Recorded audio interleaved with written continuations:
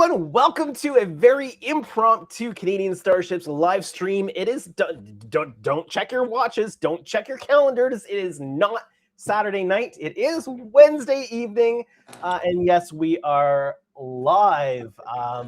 My family is away this week at the in-laws, having some fun time with Grandma Nono. So I'm here alone. I'm going to be doing lots of work tonight. None of the other HTMI guys are streaming, so I thought, well, why not make use of the time and do a live stream while I'm going to be doing work anyway. So here we are. Ken is not here yet. I didn't give him any notice about a live stream happening tonight because I didn't have any notice about a live stream happening tonight. But we do have Keith here, who is also joining us, at least for a little while here tonight. So say hi, Keith. Hi, Keith. There we go. So thank you, everybody, for joining. We will probably be, I'm assuming, fairly... Let me try that again. We will definitely be... Here, take two. We will definitely probably be small numbers here to get started because nobody knows that I'm live, but I am perfectly okay with that. I have no idea how long I'm going to be going tonight. We'll see. We'll go as long as I feel like going because there's a lot of work to get done. What are we doing tonight? Well... there's this model behind me. Oh, let me go the other way. Things are always backwards when I'm looking at them on the camera. It is currently sitting on its back because I was finishing up putting all kinds of little pieces of tape onto chiller grills. And while I'm talking to you about that, I'm just going to pull up my mobile camera here and show you all of those little tiny pieces of tape that had to go down on there. I've had to mask those chiller grills. I've decided if I build another one of these, which I will at some point, so I guess when I build another one of these, because I am getting another one coming to me. It's not spoken for. It's not on a build cycle or anything like that. I just want to have another copy of it in the shop here. But when I do build it again, I'll be at least masking these things off before they get built in, because that'll just be so much easier. And I'll just make sure that they get a really good clear coat over top so that when I'm masking them off for all the other painting, that tape, because the tape has to sit on the chiller grills for a good long period of time, generally during the painting process. And I don't want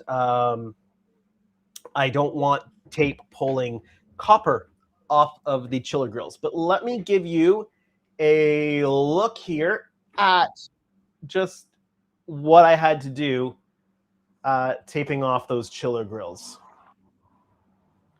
And so I got pretty much the top half, like the top section and the long section done while the ship was upright.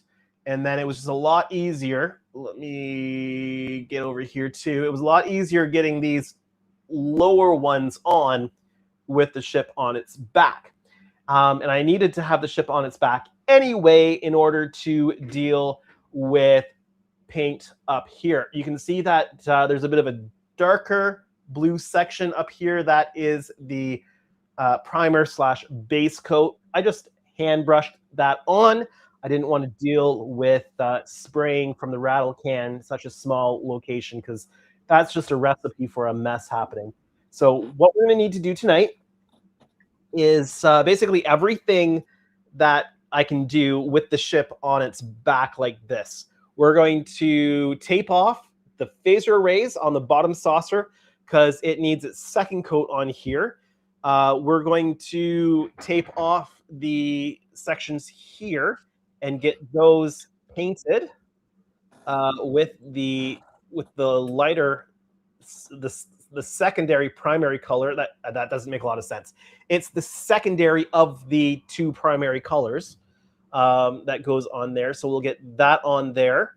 I also have some touch up, and since I've got the handheld, I can show you here. I've got some touch up necessary on some of these other phaser arrays. That's just going to be brush touch up. That's just where some of the paint came off when some of the super glue interacted with it accidentally during installation, and there's a little bit of touch up there. Might be some on the other side. I'm not sure. But that's what's on the docket tonight, because if I can get that done, then we are pretty much ready to gloss coat this thing and start working on getting decals on. So that's what I'm going to be working on tonight. And thank you, everyone, for joining me while I do some of this work. Yeah, let's see. Who is here? And Ken's joined us, Andrew. Oh, I will let Ken in. I did not hear I did. Bloop. Good I let evening. him in. You gave me the wrong time. Oh, aren't you an hour behind us? Yeah, it's 6 o'clock for me right now. It's about 8 minutes after 6. Yeah, you said after 7 my time. Did I? I was sure. Let me just look to see, because now I'm thinking I'm crazy. Well, maybe I just misread it. I'll be live at 6 p.m. your time, 7 my time. Oh, see, I read 7. Okay, yeah, never mind. I didn't think I was going crazy, but the possibility is there. So you never know. Or I could have just had a typo and I just did something weird with my screen. One moment. Bear with me while I make a couple adjustments here. Good evening, Jody. So why don't we get caught up on the chat, and then we'll move over to the desk and start getting some work done.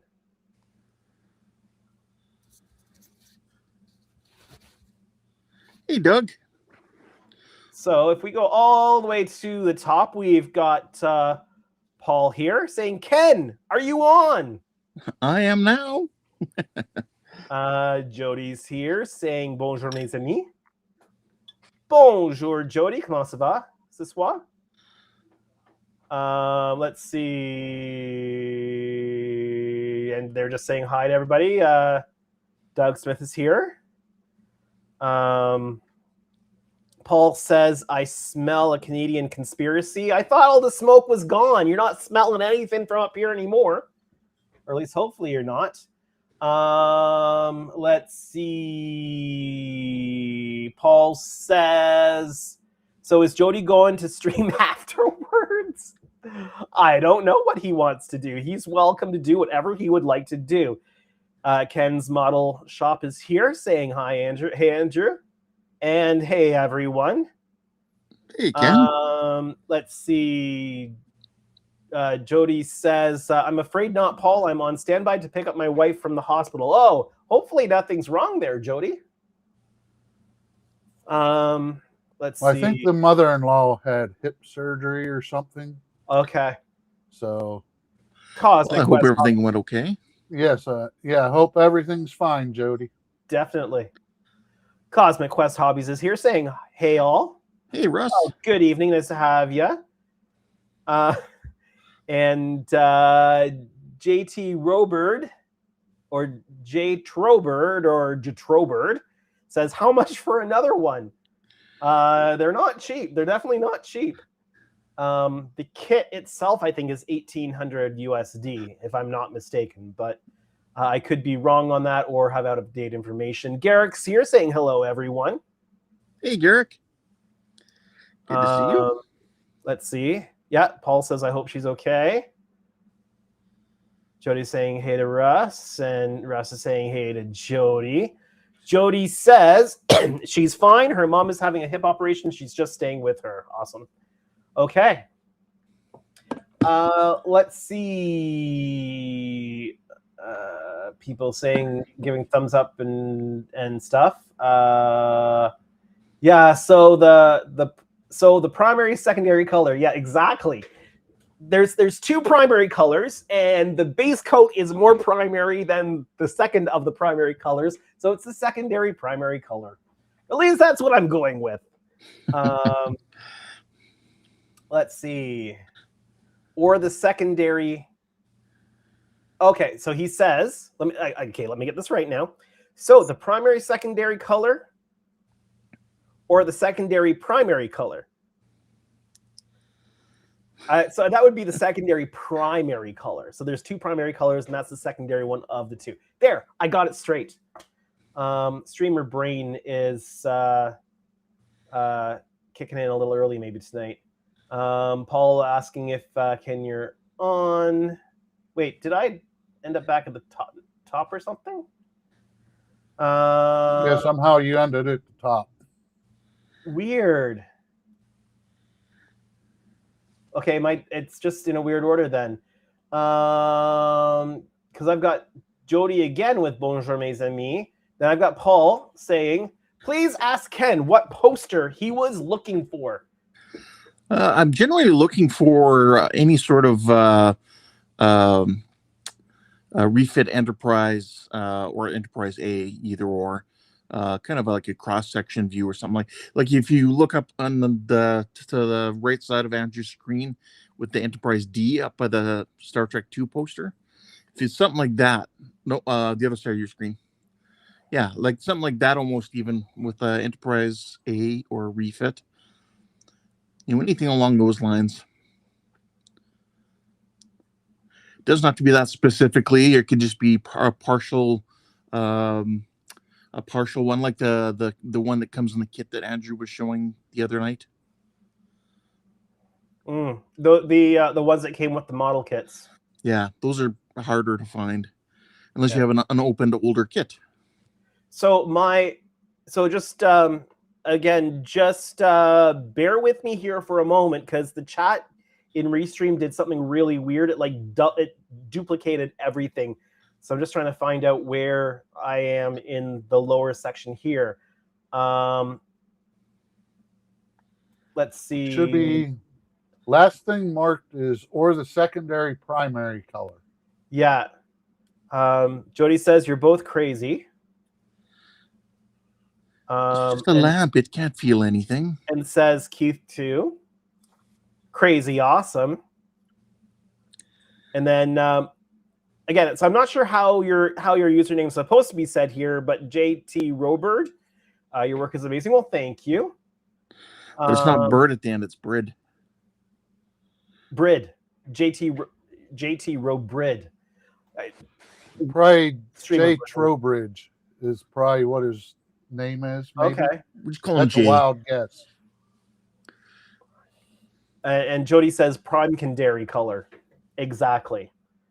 And it says J Trowbrid says, "Is this the Helios kit?" Yes. So this is the Helios 1/650 scale Enterprise D, and this is what she looks like with lights on. This is done before it was completed. So this is just a quick access lighting demo video I've got in my software here. This is pre-decals, pre-matte coat. Yeah, it doesn't even have the painted life pods on it or anything. Yeah, it doesn't have the escape pods, the painted, or like obviously if they wouldn't have the decals on either if they're not painted yet. But it shows the phaser here, and let's see. I could be putting the sound effects through here, but I'd have to change my microphone. There's red alert mode where you see the red alert inside. I think I can dial that in a lot better on the next kits where I do the individual cabins. Because then even the lights that are off, where cabin lights are off, they can all go to red alert rather than the ones that are off not doing anything because they've been light blocked from the inside. There's green Borg phasers there. So yeah, so this is the Helios kit. I've been working on two of them. The first one is complete. It is black cloth covered on another desk way in the back there off screen. It is going to be awaiting transportation to Belgium. And looks like the client is still planning to come over to Canada to pick it up. So we'll just have to figure out the when, how, and all that kind of stuff there. But once we confirm that's what he's doing, then I will build the crate accordingly. And then it'll get packaged up into the crate and ready for him to come and pick it up. So this is the second of the two. which is I also still need to install the impulse decks here.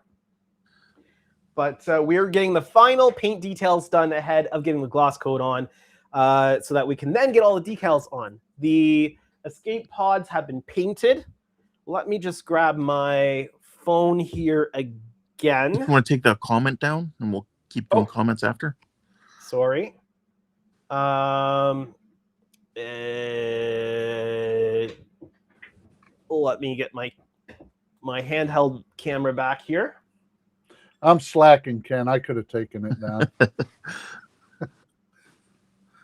That's okay. Here we go. So you can see the escape pods are painted, but they are missing the decal detail here. Since this is on the handheld, and you can see all the garbage on my floor over here, if I take the black cloth off of here to the one that's complete, you can see the complete escape pod details there. They're all individually numbered and in sequence, in a sequence that makes sense based on normal conventions for lifeboat numbering. But yep. I've already gone over kind of what we're working on tonight. And I don't know how long the stream's going to go. It could go on for quite a while because I do have a fair bit of work to do on this. And it's early. It's kind of nice to go early because that way some of the UK guys can join in if they want to. All right, let's finish catching up on chat here. So his name is Jeff. He says, yeah, Trowbridge is right. Trowbridge, Jeff, okay. Jeff Trowbridge. And we'll just say Jeff. That's a lot easier. And then let's see. Paul says, thanks, Ken. I will hit up John Eves if there is a one in his portfolio. Okay. Don't inconvenience yourself. That's okay. Jeff says, definitely inspiring me. Oh, that's awesome. Let's see. You will have to update that demo video with the Enterprise version. Yeah, I'll probably wait till I have a crate built for it, but I am going to take it into work and set it up in the filming studio there with the green screen, and do some footage of it. And maybe I'll be able to get both of them there and do both side by side. But I'm also going to try to get some controlled footage of it.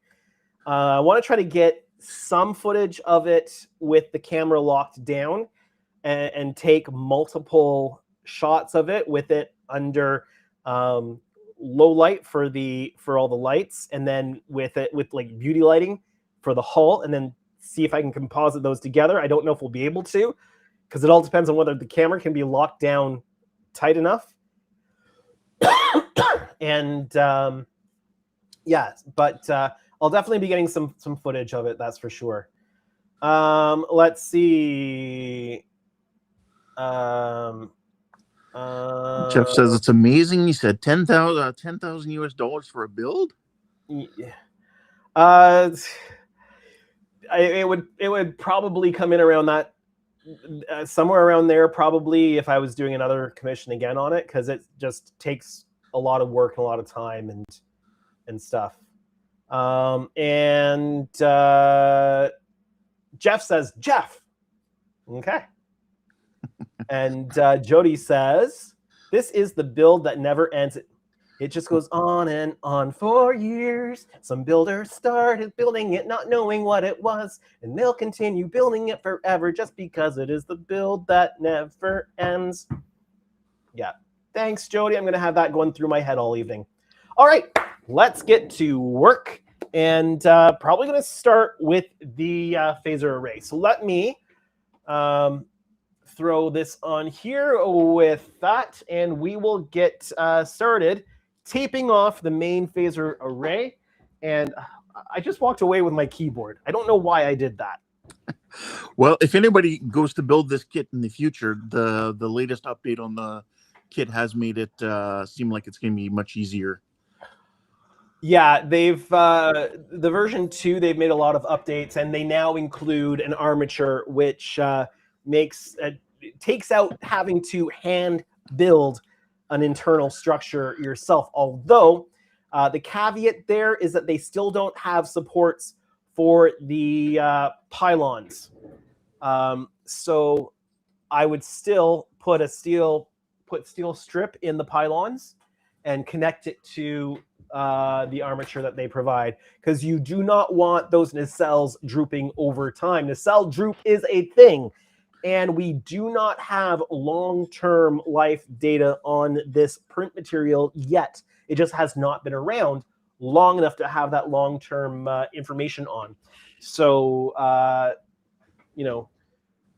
make sure that you cover yourself and put all the supports into the model that you can. Jody said, I couldn't find the music notes emoji.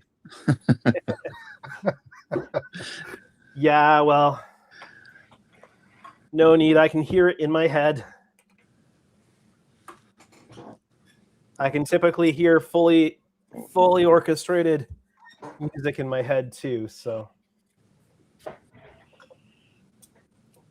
And generally, if I can hear it in my head, it'll generally end up being in the right key in my head too. All right. I don't have an overhead camera set up right now. All I'm doing at the moment. What's that? Doug Smith found them. Found the musical notes. Found the music notes for Jody. Did you want to change cameras to show us what you're doing? Well, I was just saying I don't have my overhead camera set up. All I'm doing is it's just boring there. I'm just cutting not too thin, but not too wide strips of tape that will be the first layer of. Oh, those are the wrong tweezers. They'll be the first layer of tape going down around the edges of the phaser array. He didn't cut them too thick. He didn't cut them too thin. He cut them just right. They're in the Goldilocks zone.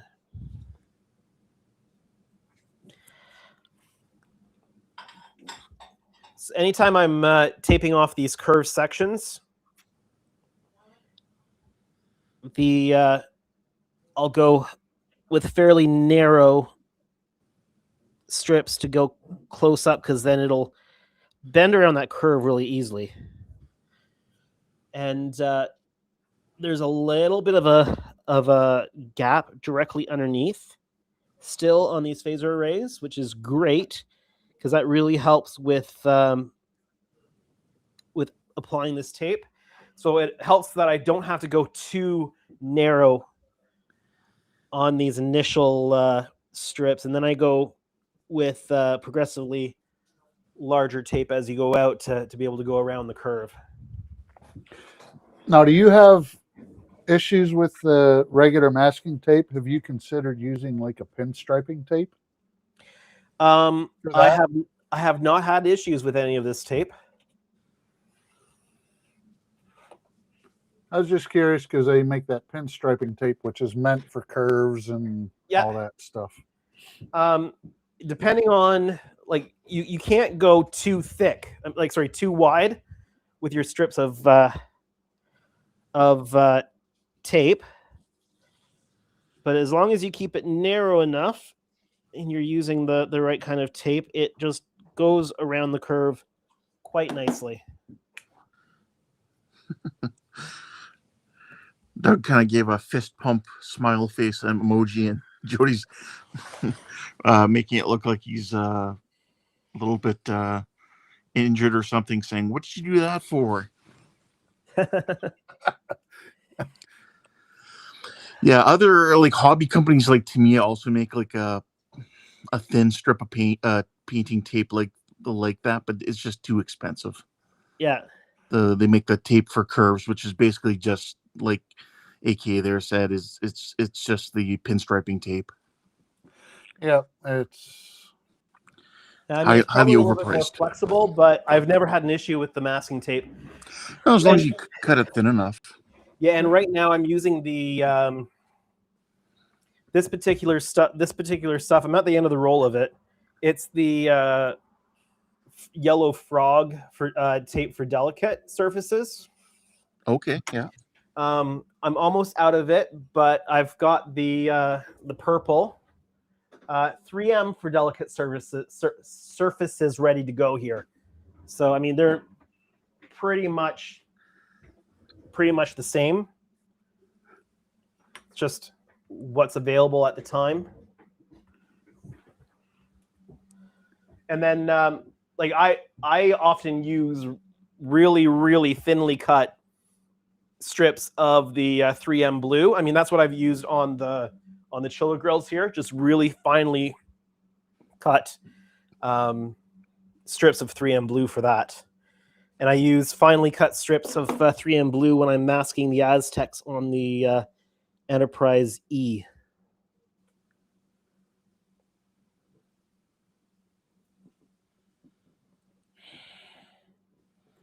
So have we asked if anybody else is working on anything tonight? Not yet. You just did. All right, then. If anybody's working on something tonight, let us know. It's always nice to know what people are working on. That's right. Yeah, I would have been working on this whether or not I'd gone live, and none of the other HTM guys are streaming tonight, so I thought I'm available to stream. I don't get to stream early very often. I don't get to stream during the middle of the week very often either, so figured it'd be a good opportunity. Right on. And I gave Ken zero notice on it. I was finishing up watching a thing on YouTube. I don't know, it was like 10 guys playing hide and seek all across the state of Colorado, I think. Yeah. Starts off with one guy is the seeker, and it's like 100 hours. One guy's the seeker, but he's got an app on his phone to show where everybody is. Oh. So yeah, it was interesting. And then I was going to say, because that's a fairly large mountainous area yep. to play hide and seek in the entire state of Colorado. Yep, and then every night the hiders had to go to a safe house, which is like an Airbnb house. They have like, 2-3 in one city or an area that would be rented that they could go to, and the person tracking them, I don't think they're able to track close enough with the app they're using to see exactly where they are. Plus, if they do certain things throughout the day, they could earn the bonus of turning off their tracker for 8 hours, that sort of thing. Now, do they have to hide in place, or are they allowed to move around? No, they're allowed to move around. So almost a little bit like Man Tracker. Yeah, like two of the guys right off the bat called a buddy and had him fly him across the state in a private plane, like a little Cessna aircraft. That sounds like fun. Yeah.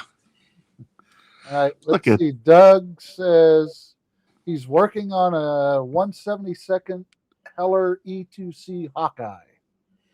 Nice. Still working on that. Yeah. That's cool. And Russ says working on my pathogen. Good guess. And he also has a poll question on his YouTube community page to choose the next build. Well, that's cool. What are the options? Because I can't go look right now. I will jump over there and see if I get a chance. And Jody says, I've only been working on live streams. I can't seem to find the energy and motivation lately. Oh, sorry to hear that, Jody. You'll get it back. Yeah.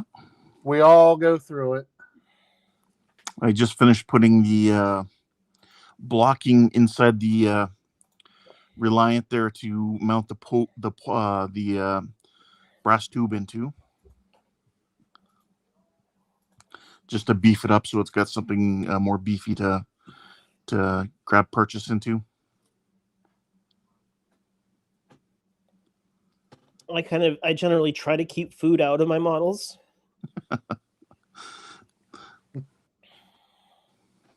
Let's see, where is he? Trying to reach out to Jordan again, see if we can record another segment, but I know he's been busy with his new job and stuff, and Yeah, we just haven't been able to get anything to work yet. I'm sure that'll settle down for him eventually here. Yeah.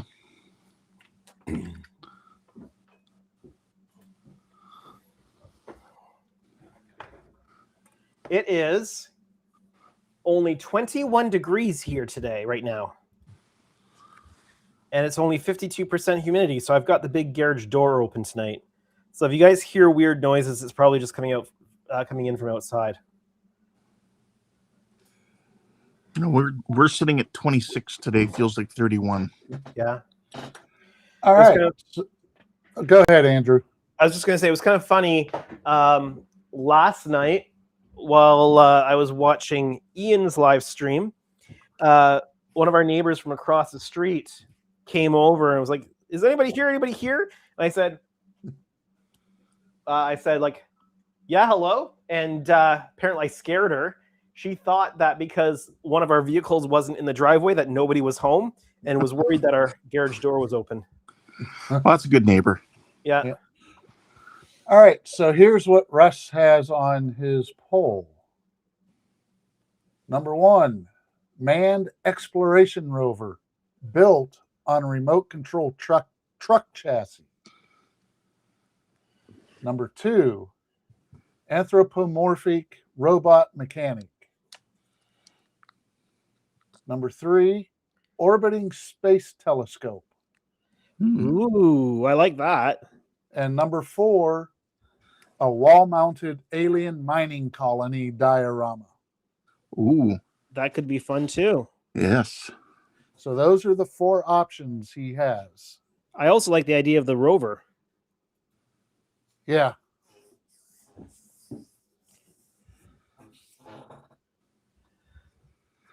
Jody says, if no food, why such a big saucer? He said, you could serve a turkey on that thing. Yeah. Might get a couple turkeys on that thing. And then Jody says, did you invite her in for some Earl Grey? No, did not. Oh, I am not drinking Earl Grey tea tonight. I am, in fact, drinking the finest organic suspension ever devised. It's what I already had made tonight. Now, do you drink yours black, cream, sugar, or cream and sugar? I drink it black. I used to just take milk in my coffee. It was kind of funny. We went to, I probably have gone to black coffee in the last 10 years. But before that, I would always have milk in my coffee. I hate cream in coffee. Just tastes wrong to me. But I would always have milk in it. But when we went to Hawaii for our honeymoon, we were at the old Lahaina Luau. And getting milk for coffee in restaurants in the United States was always a challenge to start with, no matter where we went in the States, because it seemed like people just didn't do that down there. But when we went to the old Lahaina Luau, and I asked if they had milk for coffee, they said, we don't even have milk here at all. They didn't have milk in the entire place. I guess they didn't cook with it or anything. So you had some good straight Kona coffee. Yeah, we did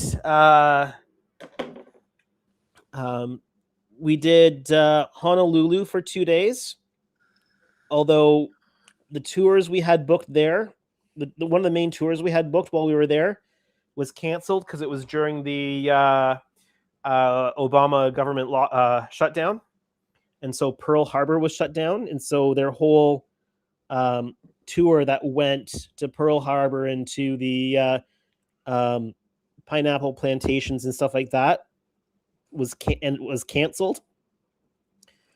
And then we did 2 nights on Kauai, we really liked Kauai, and we went to a coffee plantation on Kauai. Yep. And the coffee was really good. The resort place we stayed at on Kauai, the restaurant in the resort had the most amazing pan-seared, like just quickly seared both sides, fresh ahi tuna. It was amazing. Oh yeah. And then we did 4 nights on Maui. Nice. I was in Hawaii once. The tour we went on was a whale watching tour and was supposed to go into Pearl Harbor. But that day we were on it. They had Pearl Harbor shut down because they were towing a sub in. Okay. Oh. Well, we didn't find out that Pearl Harbor was closed until they mentioned it as the flight was arriving into Honolulu. Well, we didn't find out till we were on the boat. Yeah. For the whale watching tour. Like, oh, by the way, we called Pearl Harbor and they said they're closed.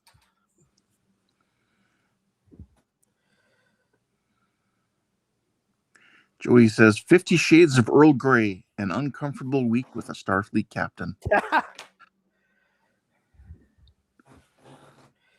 He said the latest crossover novel. Yep. And Jeff says Kauai is the best island, in my honest opinion. Yeah, we really enjoyed Kauai. We would definitely go back to Kauai. I mean, we probably wouldn't bother with Honolulu. I mean, it's city with nice weather, right? But we would definitely go back to Kauai, and we'd probably go back to Maui. We did the road to Hana, but it was on our last day there, so it was kind of like we just drove there, did the drive there, hung around for a couple hours, and then did the drive back, because then we had to get the rental Jeep gassed up and return to the rental place, etc. So. And I see we had a Twitch message, just like the AI viewer stream bot or whatever. Yeah. I got a notification that it had gone live on Twitch, but I don't really pay attention to it unless we actually get a viewer who comments. Well, if someone who's watching us on Twitch, feel free to comment and say hello. Love to know if anybody's seeing this over on Twitch. I know I'm just running it on Twitch to try to see if I can maybe spread the net a little bit more. Oh, and it's only about a 7-second delay on Twitch too, so that's good. Yeah, that's not bad. I don't even know where to see if anybody's watching,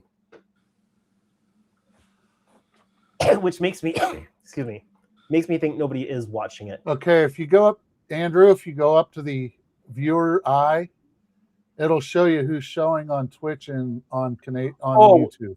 In Restream. Okay, got it. So yes, we have 0 people watching on Twitch. There we go. But you know what? It automatically leaves the VOD there too. So yep, it's just a way to spread the net a little bit more and maybe catch some people that wouldn't find me otherwise. And it doesn't cost me anything to do it. This is what, your 3rd stream using Twitch? 3rd or 4th? 4th, maybe. So 3rd? It might just take you a little bit of time to get picked up. Oh, of course. I mean, it's Twitch is definitely saturated with stuff. Let me just see.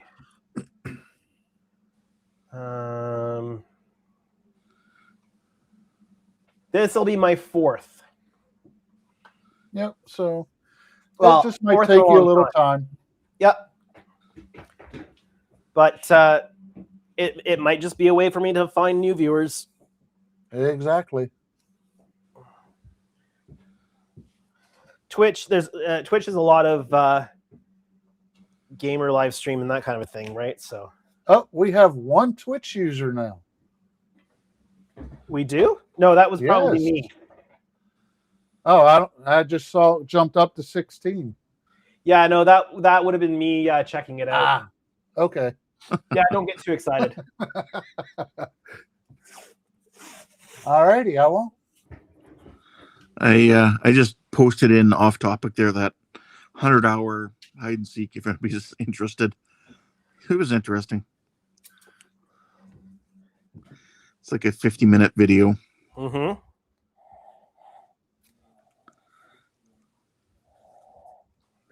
It only took them 50 minutes to find them. Well, at one point like some people traveled by planes. At one point a guy travels by train. Let me guess. The next one is automobiles, Lots of automobile travel. planes, trains, and automobiles. How about the raft on the Colorado River? Nothing like that. At one point, looks like some guys, like there was two guys who always seemed to be on the other side of the state. They're not being chased much, and then one point they're at like a hot spring, just sitting around. One of them hopped on a tourist steam engine tour thing or something. Now, do they have any idea where the hunter is? If they reach a certain point on the map that's given to them as a challenge, if they get to one of those points and that's the reward, they can see maybe where the chaser is for an hour, or something like that, for 40 minutes or however long. But they're also all the people being seeked, like all the hiders, would usually communicate with each other and say, "Oh, he just about caught me over in Colorado Springs." So then he's nowhere near, he's nowhere near where we are, or, that sort of thing. So they can communicate with each other. Yeah, That is interesting.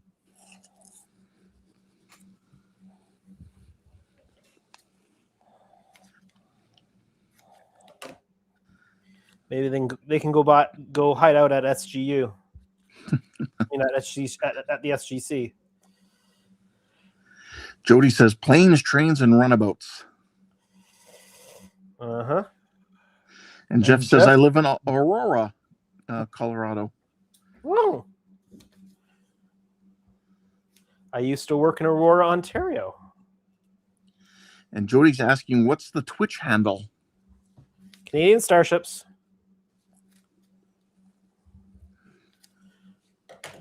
Same branding. I'd go check it out, but I'm already here.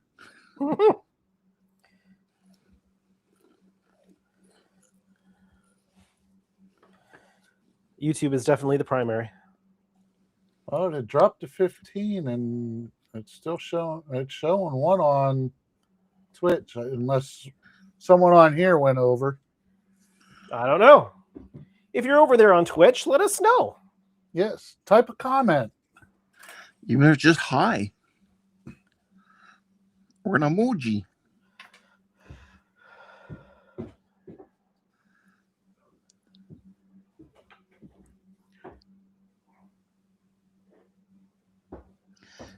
Jeff, yeah, go ahead. Jeff says, just find your YouTube channel. Your content is amazing. Are you attending? Are you attending Star Trek convention? No, I am not going to any Star Trek conventions. I am at Wonderfest in Louisville every year, which is the big sci-fi fantasy modeling show. But most of those other conventions are weekends, and getting weekends off is challenging. You can only take so many of those off. Yeah.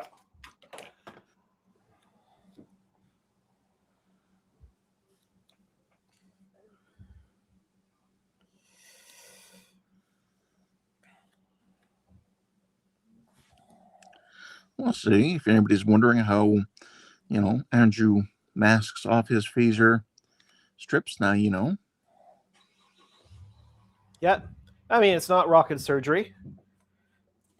It is time consuming, but that's the way most of the work is. Denny is here. Welcome, Denny. He says, I come back from eating out and I get a great surprise when I get home. Thanks for the bonus content. No problem. Glad you're able to be here. It's not often I can do a stream like this, and figured might as well. There's no other HTM stuff going on tonight. We don't like to stream over top of each other, so. And Jody's laughing out loud. Are you rolling on the floor or in the floor? Careful, an ensign died that way on the Enterprise D. Yeah. And Jeff says, very familiar with Wonderfest. Can I ask what you do? I'm a huge space 1999 fan. Lots of Eagles at Wonderfest. The Eagles weren't actually, like, the big display of them wasn't there this year. Nope. Usually they've got a big display of them in vendor room B, and they weren't there this year. I was surprised, because that's kind of been like a staple of Wonderfest for a while.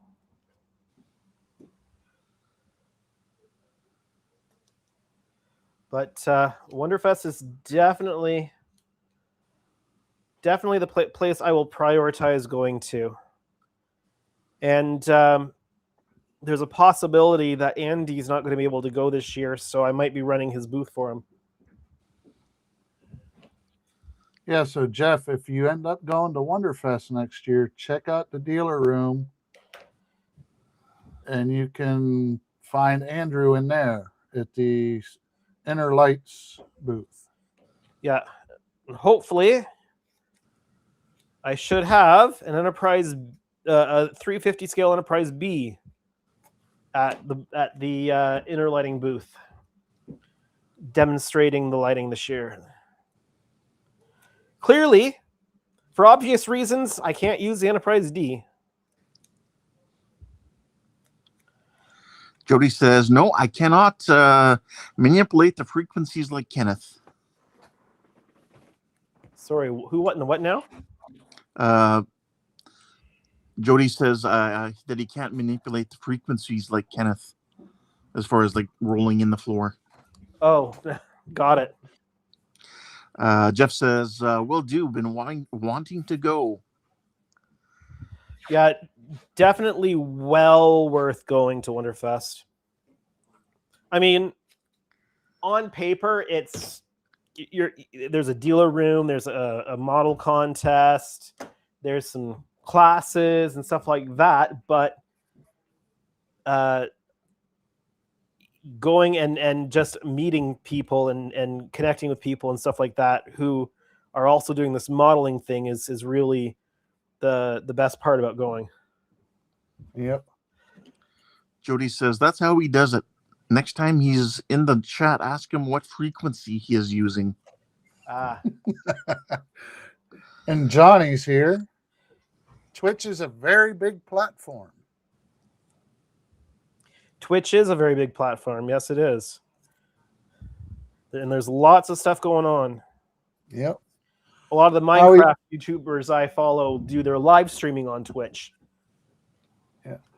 The one miniature, the paint company that I have for my miniature paints, they do a Twitch live stream Monday through Friday every day. Who's that? Monument Hobbies. Okay, never heard of them. They make the Pearl Curl paint line. Okay.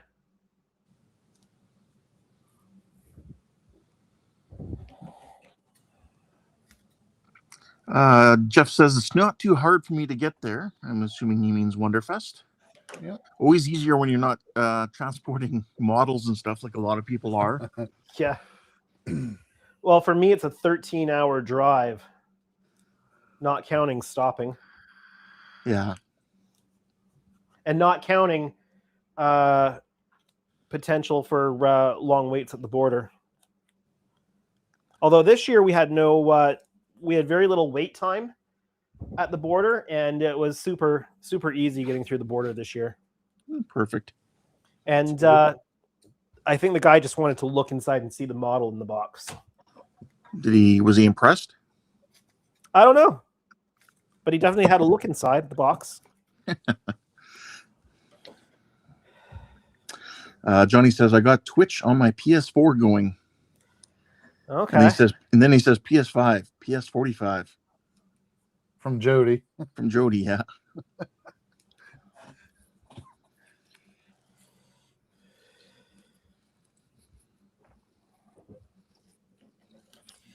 So we got Easter colors going on for the masking right now. We got some of it's yellow, some of it's purple. Yes, I see that. And they're kind of pastel-y too. Yeah. Well, that just like Easter colors are. Yep. And the saucer is kind of a big egg shape. Yeah. Ben Spratling is here. He says, whoa, you're on. I don't even know what day of the week it is anymore. I know, right? Are you like some of us who are retired, Ben? I have that problem too because I'm retired. This is what happens when I don't have kids in the house. Freedom. I get retired every day at work. Jody says temporal anomaly. Uh-huh.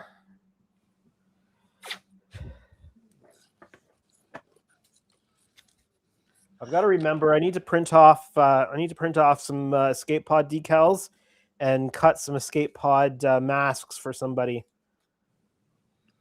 They'd already gotten the window masks previously, and now they want the escape pod stuff. So I've just got to remember to do that.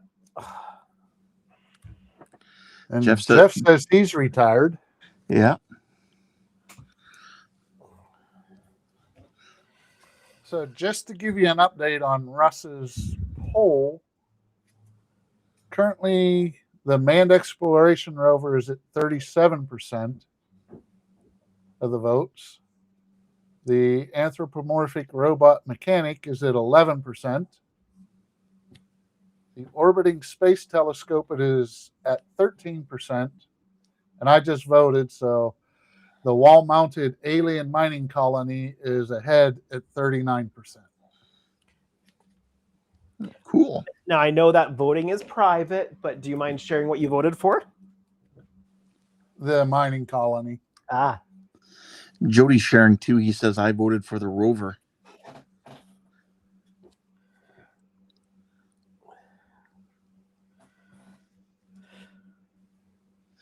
Michael Fontana is here. He says, happy to join everyone tonight. I'm not retired.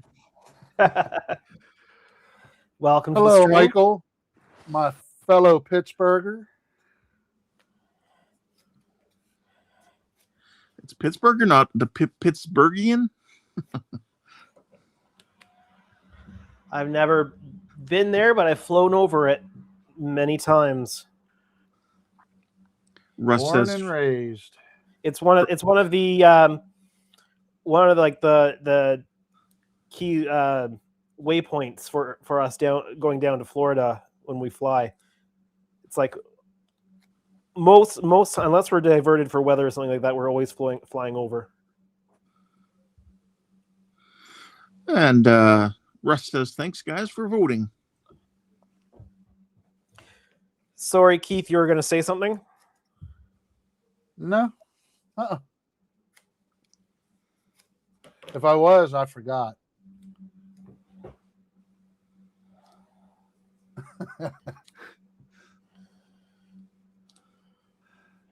Jody says, Pittsburgher sounds like something Ian might make.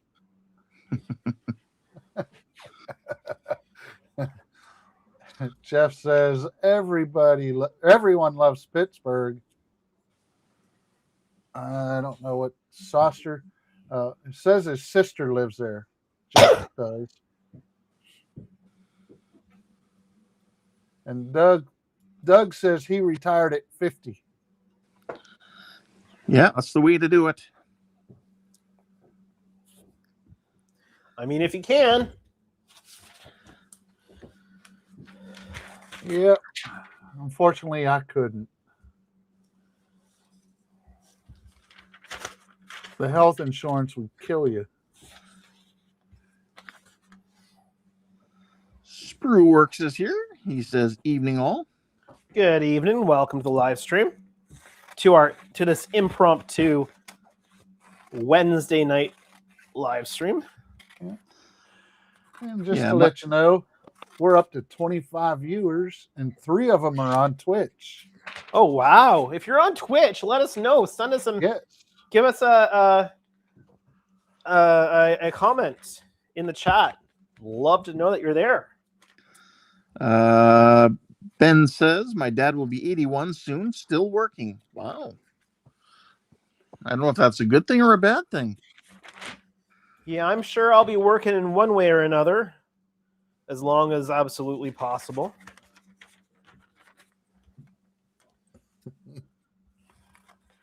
Jeff says, I may go back to a fun job. That'd probably be that's probably the way to go. Well, You're already retired. If I ever quote unquote retire, I'll probably still, as long as my eyesight's there, as long as my hands are steady, I'll probably still build and sell whatever I build.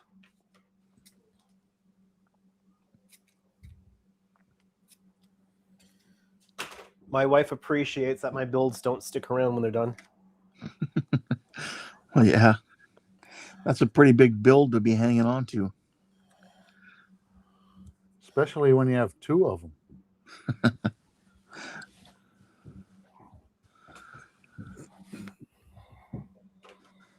Doug said that Russ, I subbed and voted.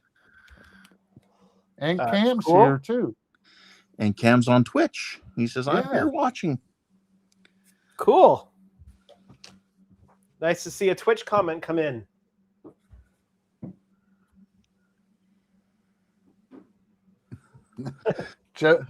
Jody says it depends on what his job is. Office, good thing.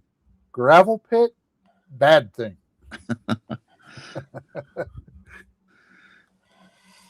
And Cam, go ahead, Ken. Oh, Cam was just asking how many hours you think you got into the build here. Oh, that's a dangerous question. I have absolutely no idea. I mean, you can go back to my YouTube channel and start by figuring out how many hours I've live streamed this build. I mean, that's a lot just on its own. Yeah, never mind, during the rest of the week when you're, putting a few hours in here and there. Yeah. I'm definitely, if I was calculating the cost of this based on hours worked, it would be ridiculous. And Jeff's over on Twitch now too. Yep. Cool. And Ben says he's a lawyer. They never retire. They just take fewer clients.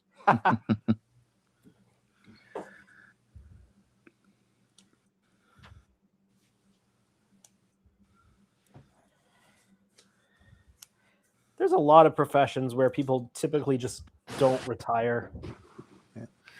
Oh, we have another Twitch viewer, Paul. That's Paul Tackett. Paul Tackett. Yep. He said, I just followed. Cool.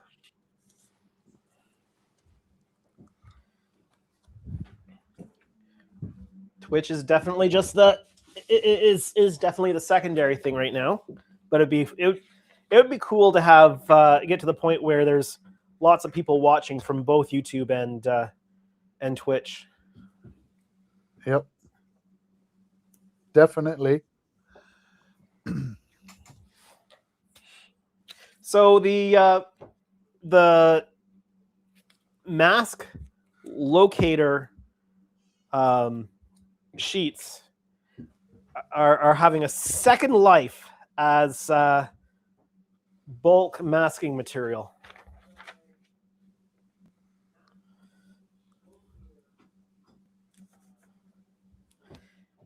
Oh, Jeff says looks good on Twitch as well.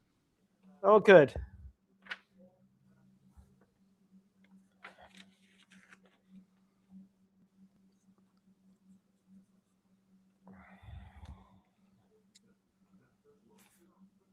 Well, I finally went and picked up a roll of press and seal. Oh yeah. So we'll see how well that works in the future. I'm sure I Although could probably. that would be a lot of press and seal to go through on something this size. Yeah, I'm sure I could get some at Wholesale Club. Oh, more than likely.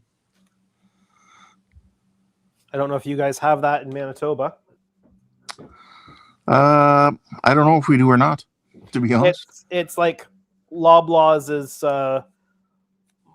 like bulk wholesale type of place. Yeah, I think we may have one in Winnipeg.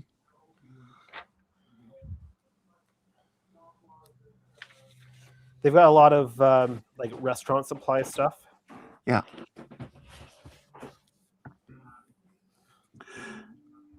We do every year on Halloween. We set up a tent in our driveway, and we do. We give out like coffee, hot chocolate, and full size chocolate bars and treats and stuff. And I get all the stuff I need for it over at Wholesale Club, like the paper cups for the coffee and hot chocolate, lids, the cases of the chocolate bars and stuff. I get all that at Wholesale Club. I don't know if you're interested. You're an hour, just a little over an hour in, Andrew. If you want to run a commercial, sure. We will run, at least on YouTube anyway, we will run a quick commercial break. If you're new to my channel, we manually trigger ads at a time that's convenient for us so that you don't miss out on anything happening on the stream. So we're just going to do that right now. We're just going to run a quick commercial break.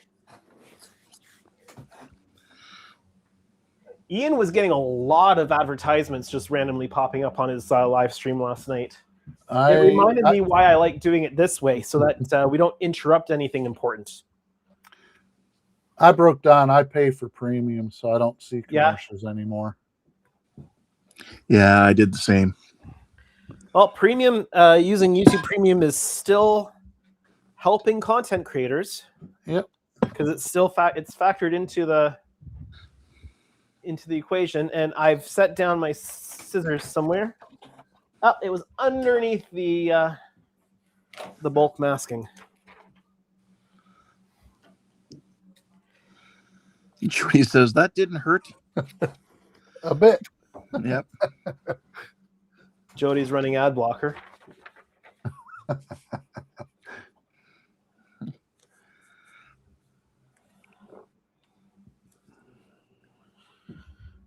Yeah, Jeff's agreeing. He says, "Me too. YouTube Premium is the way to go."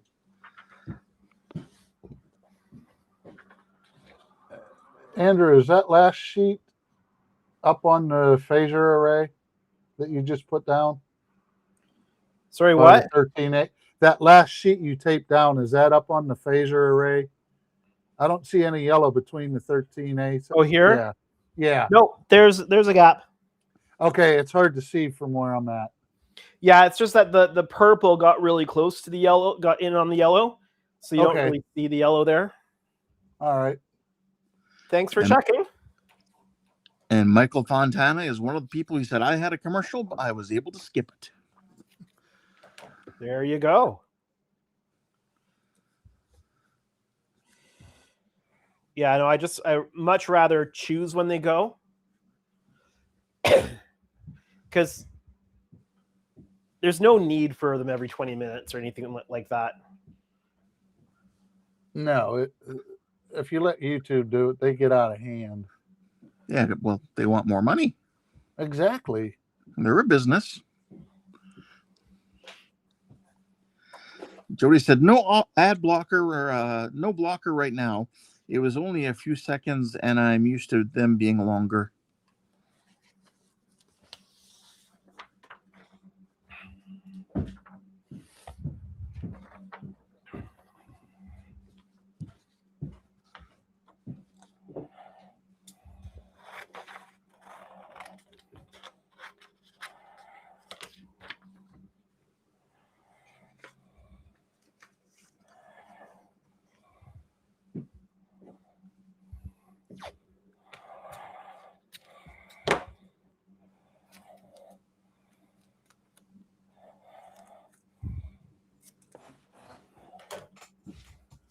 It is so nice actually being able to have the big garage door open.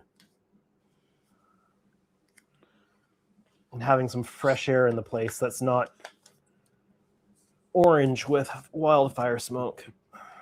And it looks like you got a nice little breeze blowing in. Yep. It's wonderful.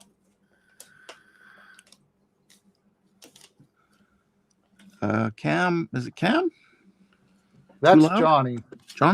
Johnny says there are ads, but it's up to the streamer how many and when and how many there are.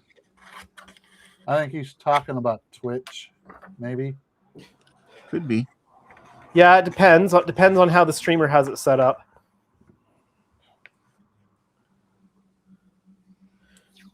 Twitch will auto roll ads. A streamer can snooze an ad, but they can only do that so much. Yeah, Johnny saying Twitch. Jody says the chat pops one up every 5 minutes though, and I've clicked on it 3 times now because I'm trying to type. Sorry, what was that? The ads that pop up in chat. Oh, It's kind of a newer thing. Sorry, I don't know what song this is. There's ads that pop up in chat?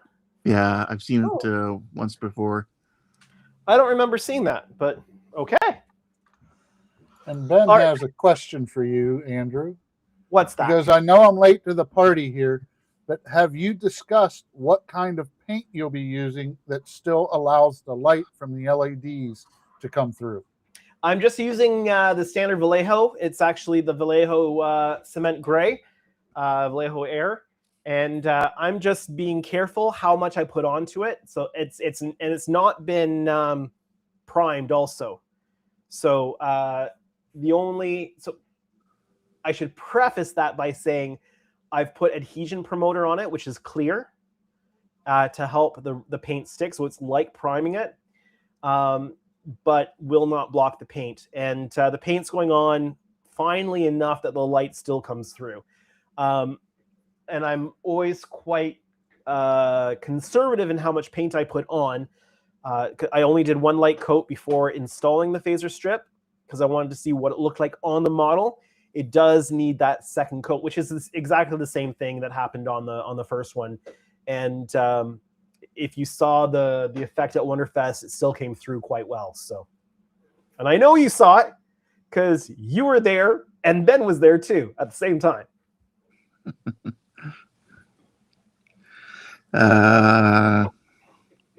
Jody says on the phone YouTube, he says I watch on the PS4 on TV and use my phone for commenting. Ah.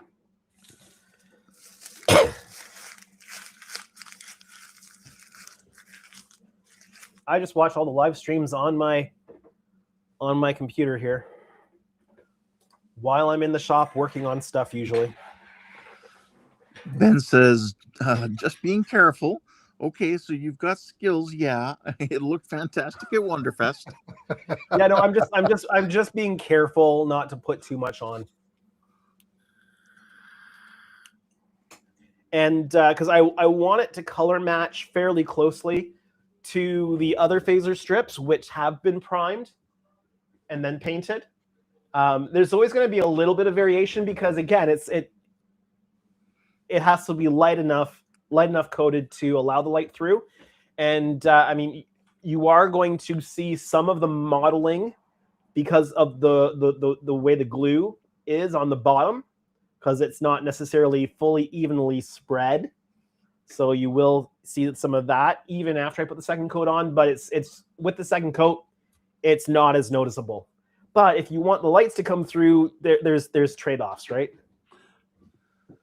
So in regarding that, Andrew, Yes. like the ones that you have to touch up, are you going to spray those? How are you going to do the touch up on those? Those are just going to be hand brushed pretty much right now as we speak. I'm just getting some plastic core, just cutting us. Somebody just have an airplane zoom by them or something? It sounded like it was. I thought it was you. Nope. Unless it was outside my house. Don't know. I mean, I hear an airplane outside now, but I heard something on the stream. Maybe a I heard it motorcycle. too. I mean, I don't know if you can hear it now, but there's an airplane zooming by. Oh, there must be a guy spraying fields around our house in an airplane. That's probably what you heard.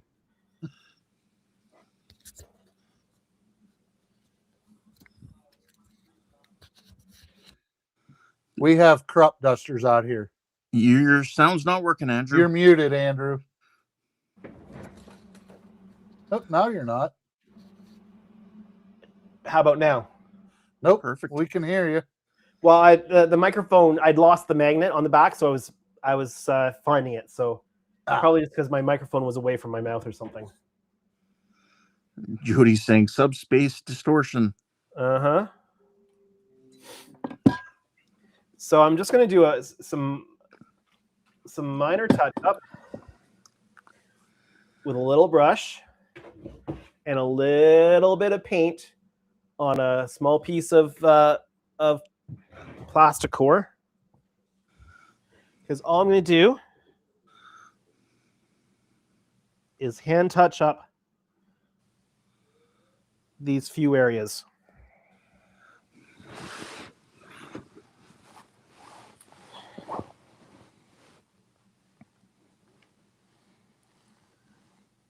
There are times where it's not worth masking it off and spraying it.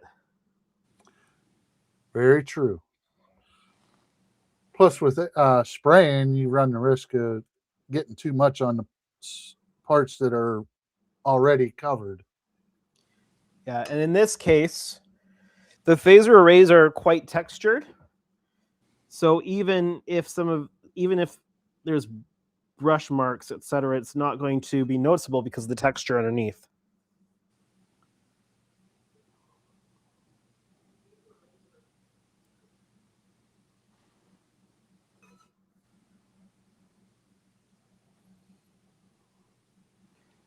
This one had a number of issues on it. I might not have actually got a full covering on it when I painted it. I'm not sure how I would have missed that.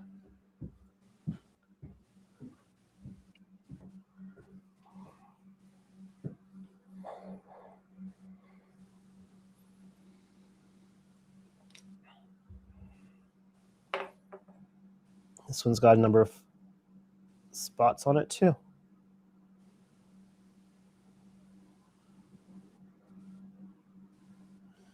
Some of the paint came off because some of the glue found its way onto my gloves and pulled some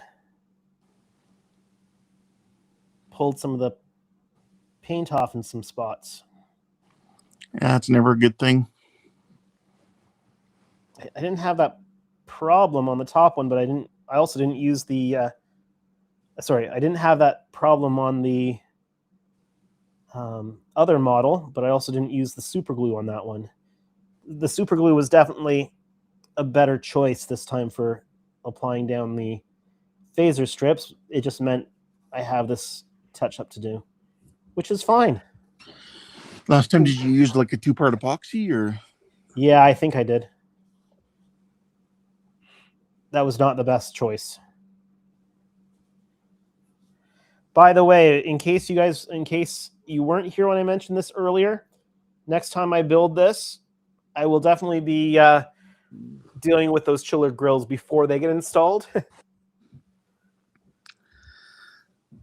Well, yeah, I can imagine, because what you went through there, that was quite the ordeal, masking it off like that. Well, and the way I had to contort myself to get into it. Yeah, in that enclosed little, trench that it's in. Mm-hmm. If you had to estimate, how long did it take you to mask those chiller grills? Took me 2 good days of work.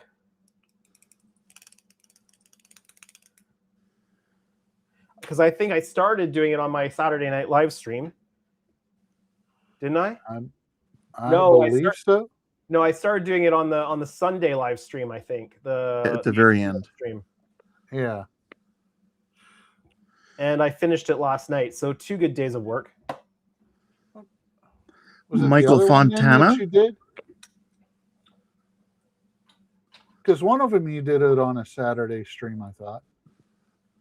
Yeah, I don't remember when I started working on it, but yeah, I finished it last night. Wait, what day is it? It's Wednesday today, right? Yep, today's Wednesday. Yeah, You were so working on it last night. Yeah, so I did a number of. I did a few hours on Monday. Couldn't spend the whole day on it, but did a number of hours on Monday. Worked on it Sunday night. Finished it last night. So. Michael Fontana asks Andrew, have you considered building a dry dock, or should I say scratch building one? I have not considered doing that, and definitely not for these Enterprise Ds. That's for sure. But like McKinley Station kind of a dry dock situation. I'm assuming that's what you're referring to. Like in Family when it was docked at McKinley Station getting repaired after Best of Both Worlds. And I don't know if you've heard, Michael, both of the clients for both these Galaxy class ships are supplying their own bases. Yeah. And Michael says, yeah, like that.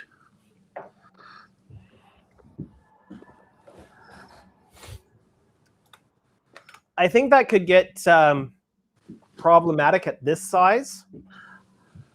I think it'd be easier to do like a McKinley Station on the 1400 or even maybe the 1000 scale.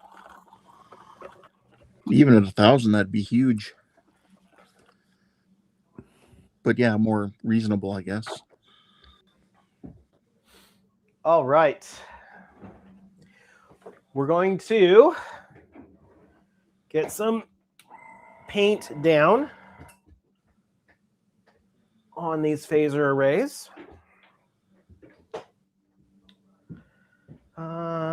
I don't have any gloves out at the moment, apparently. Guess I'm just going to get some fresh gloves.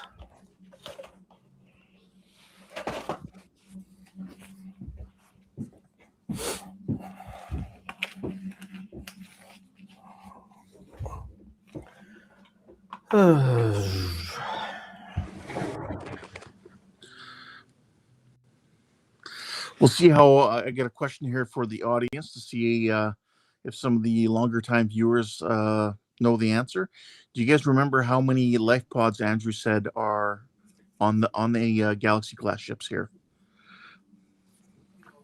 Hint, it's more than 2.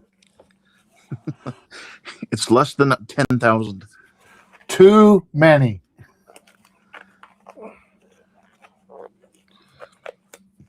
Someone could give us a nice round number.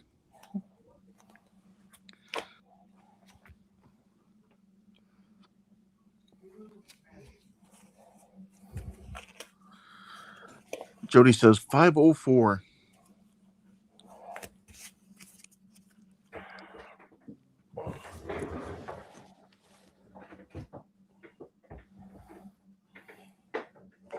Now, Ken, do you remember?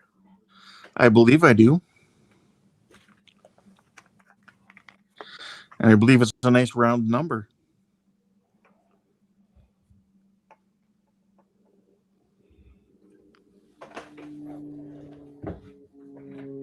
Like I believe There's an Jody. airplane again.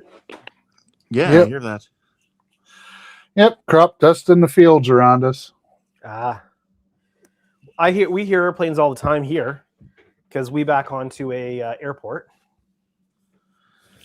Yeah, I believe Jody. I believe your guess is a bit too high.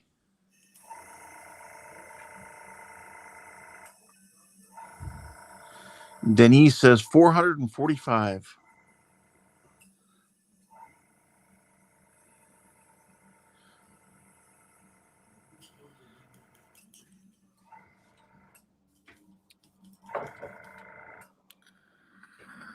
Any other guesses coming in?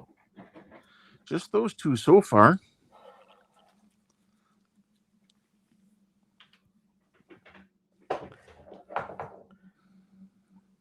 Don't worry, you don't win anything for getting it right.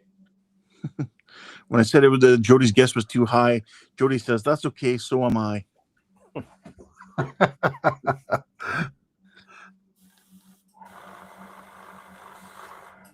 Michael Fontana says 250.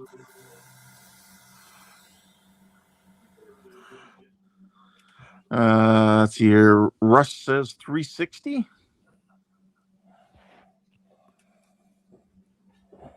Is your compressor on your table, Andrew? Nope. Because when you're spraying, it's making the vibration and fuzzing up everything. Well, it's on the floor, and the floor is a wood floor. Oh, okay. So it'll be transposing the vibrations through. I usually have a piece of carpet it sits on, but I don't have that down right now.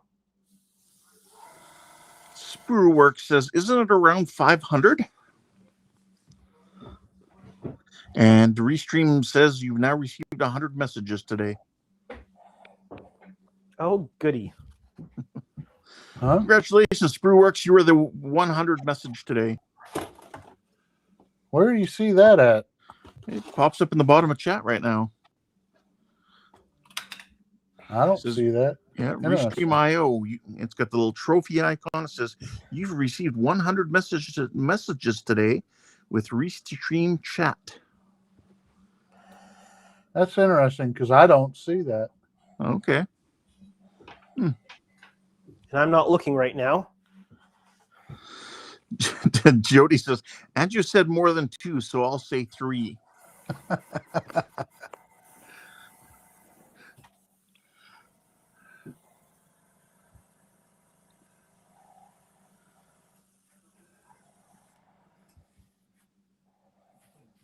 That'll do.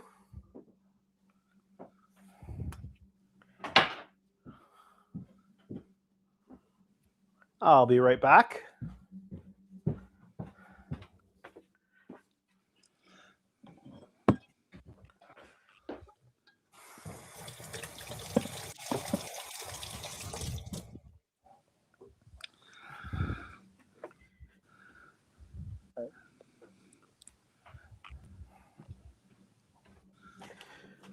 One day I'm going to want to work sync in my shop. That would be handy. That Denny is says, I changed my mind to 462. What did he vote before? He said 445 before.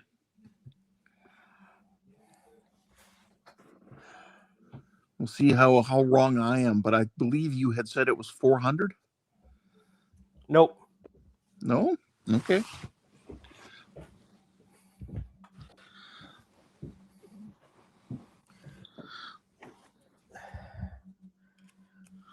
Any last guesses? Let's see. Even I'm wrong. It was 400 or right around 40 something. I'm not sure now.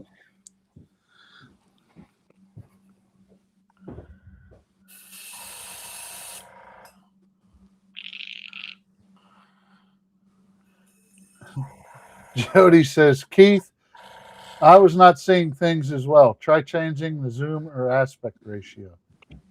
No, it's when he runs his airbrush, it gets blurry.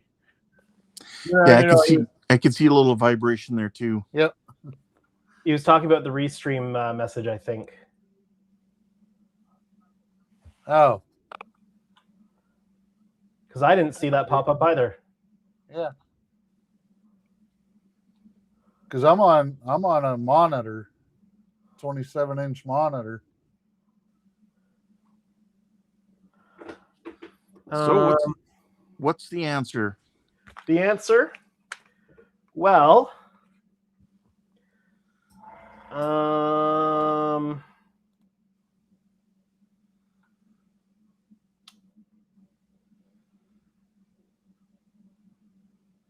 who changed their vote? Dennis changed his vote. Denny, yeah. Yeah. So you were closer with your first vote. It's 450. Oh, there we go. 450. Wow, that's a lot. So multiply that by 4, And that gives you the rough capacity maximum for the Enterprise D when it comes to being able to evacuate.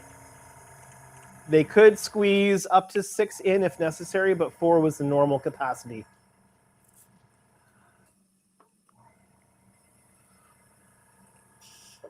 Jody says, no, I meant the message.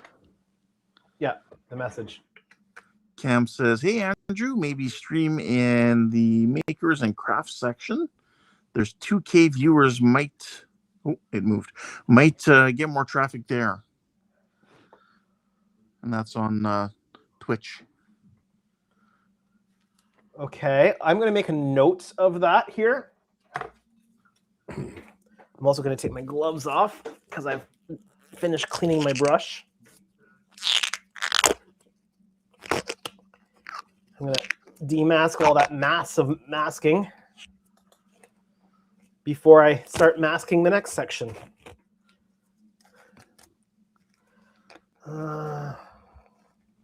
That bottom line of chat lines up perfectly with my desk there.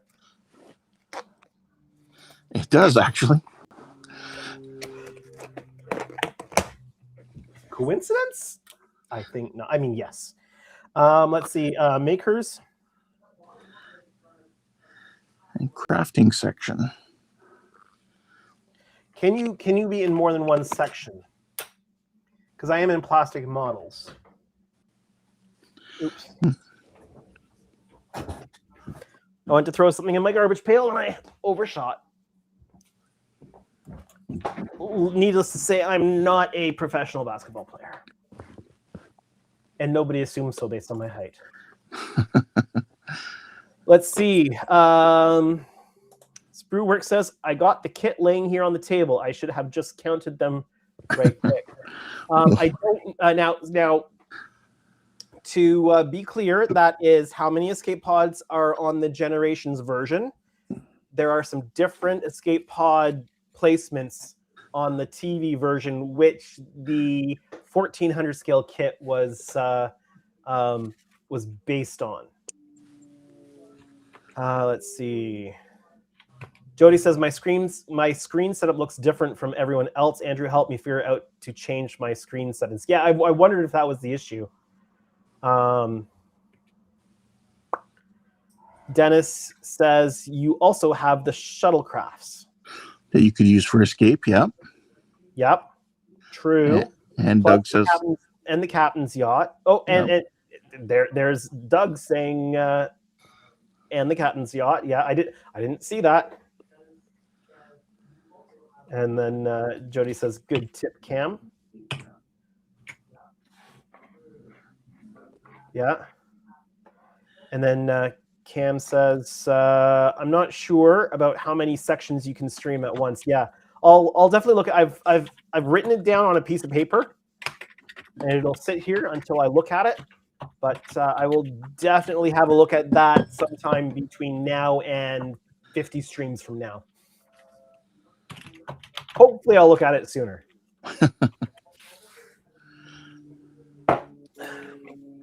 All right.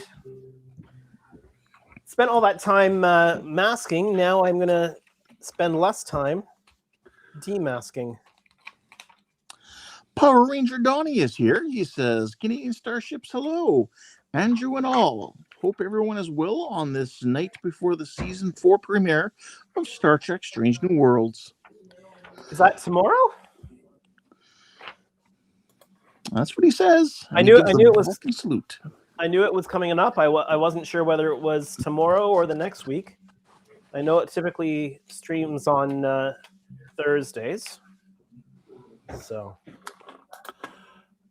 FYI, Andrew, apparently you can only stream to one category at a time in Twitch.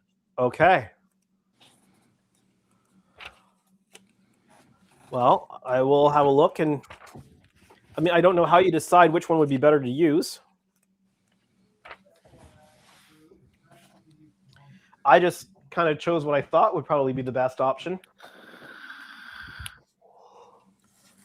That doesn't mean that it is. That's for sure. Yeah, maybe you could try a different one next time and see try to keep track which works better. Yeah.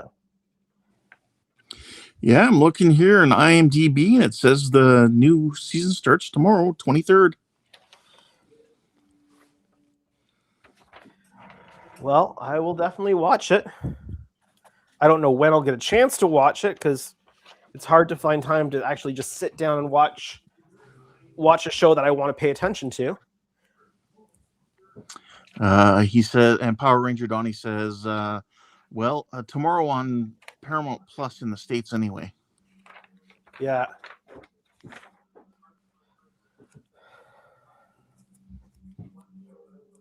And then we just have a lot of emojis going by.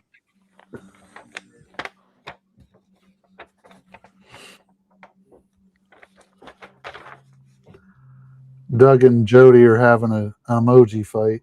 Yeah. It's too bad I didn't get a chance to go into the set before it got taken down.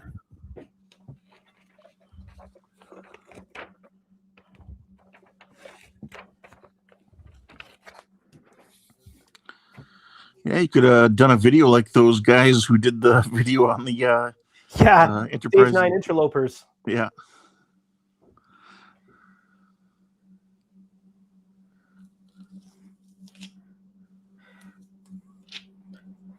I mean, but if nothing else, the videos they made did show that you can actually, there is some interaction with the touch panels on the set, because they could actually turn consoles on through capacitive touch.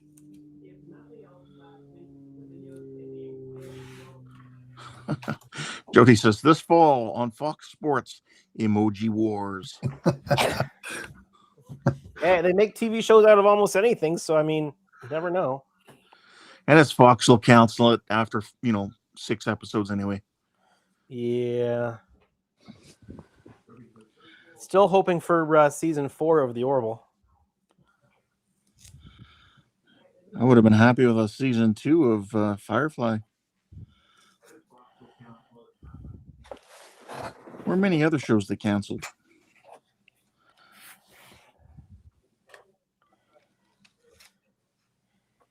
I wonder if some of those same executives work for Netflix now.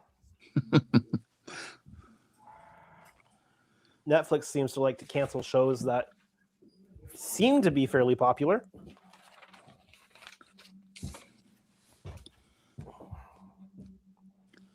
I mean, I guess we don't have the background data, so can't really say for sure, but very true.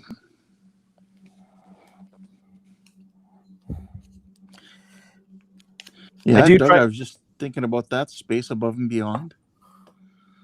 I heard they're doing a reboot of that one. Now, I do try to get this tape off as quickly as I can. If you peel it from the other end, will it pick up more? Like, because they're all on top of each other? It will. I don't necessarily want to do that. Okay. I like the control. Just because I don't want to risk pulling anything. And while it is delicate surface tape, I don't want to take any risks. Fair enough. No unforced errors. Ben says someone's talking about Stargate. Oh, somebody is? Well, I'm assuming canceled shows, whatnot. Oh, yeah. I am not happy that they canceled the new Stargate before it even got off the ground. Doug Smith says Battlestar Galactica.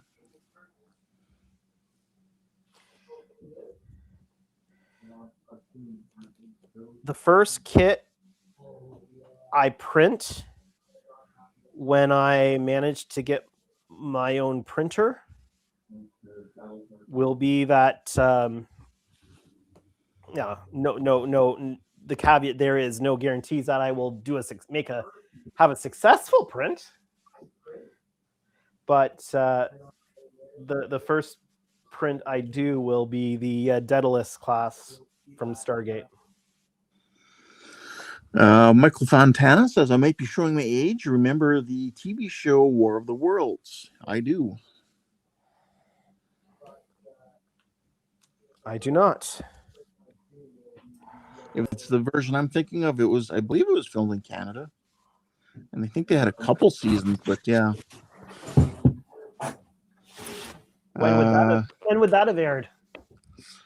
Late 90s, early 2000s, maybe. Trying to remember. Doug says Buck Rogers in the 24th century. I remember only seeing a few episodes of that when I was younger. Isn't that the inspiration for Captain Proton? I know for me, that was more the time when we didn't have. I think we had just like the one main TV in the house, and we had to watch what Dad was watching. Yeah, but wasn't which was Buck not Rogers, Buck Rogers? Wasn't Buck Rogers the inspiration for Captain Proton? That I couldn't say.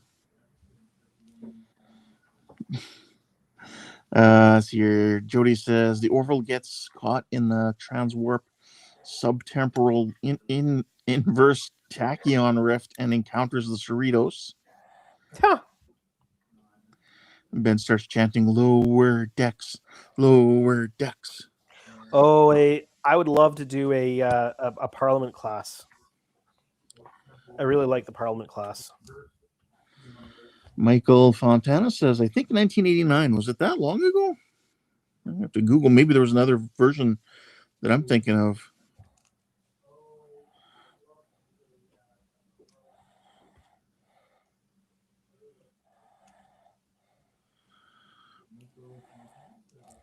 Let's see. There was a War of the Worlds TV series in 2019. I never saw that one.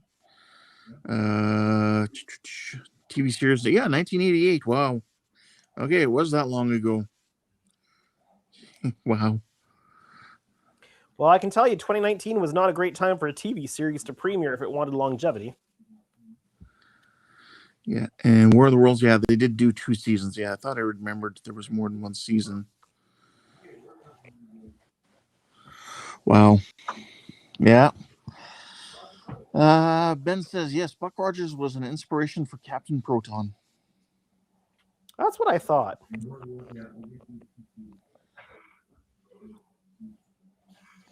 Yeah, Michael Fontana verifies, yeah, 1988. Wow. Yeah, maybe it was just me watching it in the 90s on reruns, maybe. I mean, back in those days, how did you know if something was new or if it was just reruns on TV? True. Doug says we're old. Yeah, I hate to tell you guys, but we're all not in the target demographic anymore.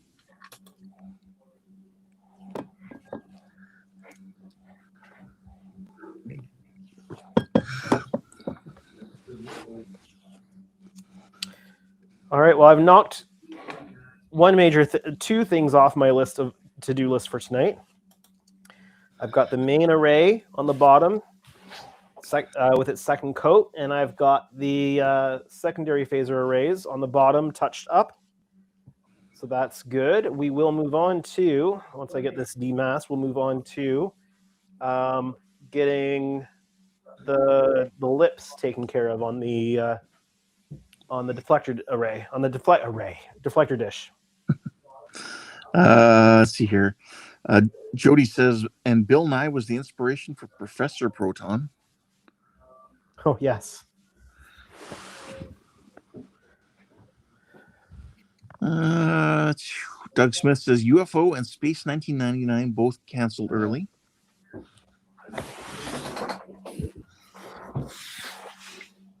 And again, I didn't when I don't remember UFO. I'd never seen any episodes of that. Space 1999, when that was airing, growing up as a kid, we didn't have cable. We just had CBC and CTV here in Canada. Just whatever you could pick up on the antenna, so to speak. Yeah. And especially where I was in Saskatchewan, we didn't have any other like larger city channels. Like larger cities would have several others, but anyway, so yeah, we didn't If it was airing in my area, it was definitely not something that I was aware of. I'd seen like an episode at my grandparents' place. I think that was really about it.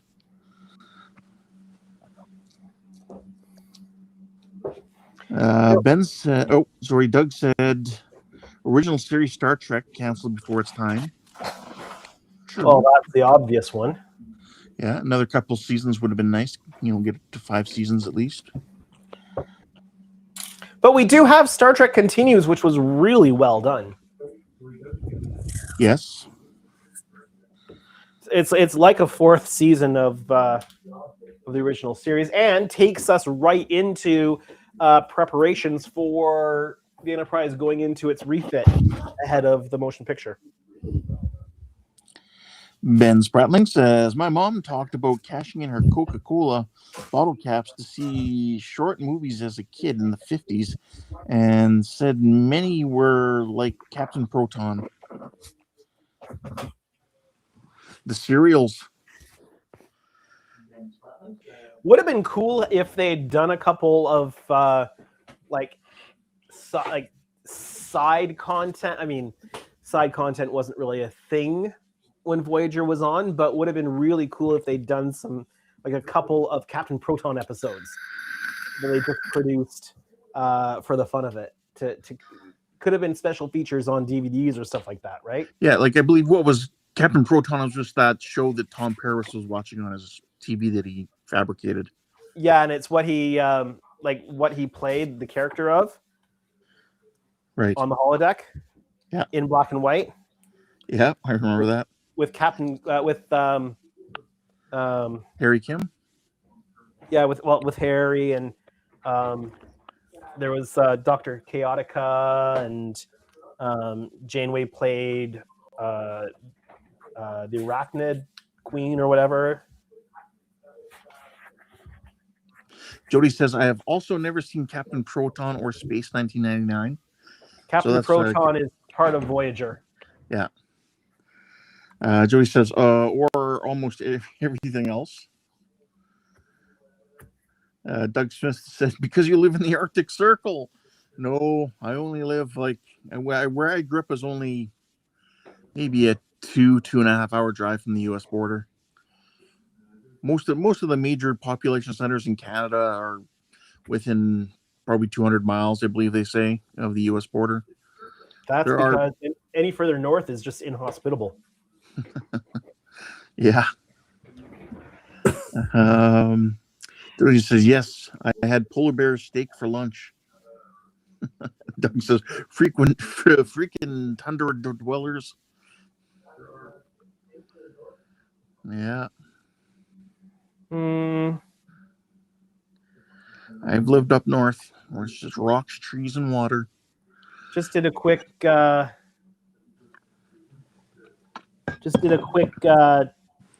paint with the brush on this. I'm going to need to airbrush it. Always gives you that best the lips, the lips around the deflector. I call them the lips because that's kind of what it looks like. I figured I would give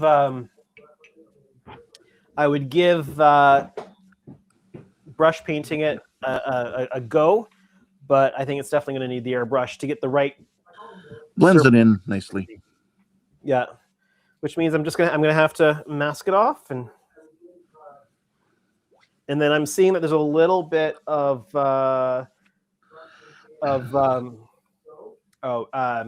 putty residue up here. I'll just clean that off with a Q-tip.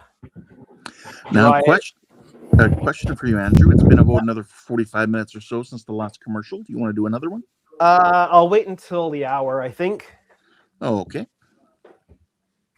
Because I'm probably going to go for a while. Okay. And no need, don't worry if you guys need to go at all at any point. Don't worry about it. Feel free to go if you need to, or feel free to stick around and hang out if you want to. Well, I'm going to be jumping off at some time, but I think that's about it for me. Yeah.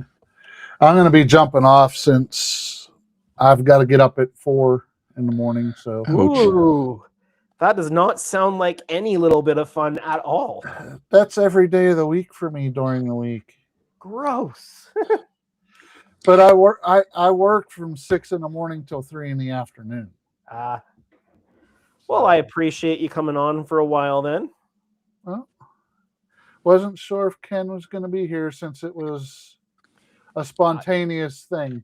He had literally like minutes notice before I went live because I wasn't even sure if I was or when I was, if I was going to.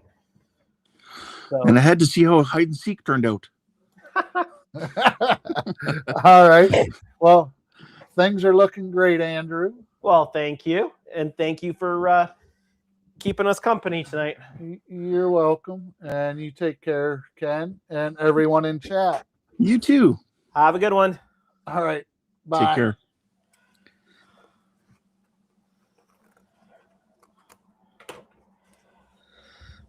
See here. Yeah, Jody says, I live on the 8th floor of my igloo. Yeah. Yes, you do. Jody said, I had to bring my dog sled to the mechanic the other day. I broke a husky. Doug said, too many stairs. Where are we going to live with global warming? Our houses are going to melt.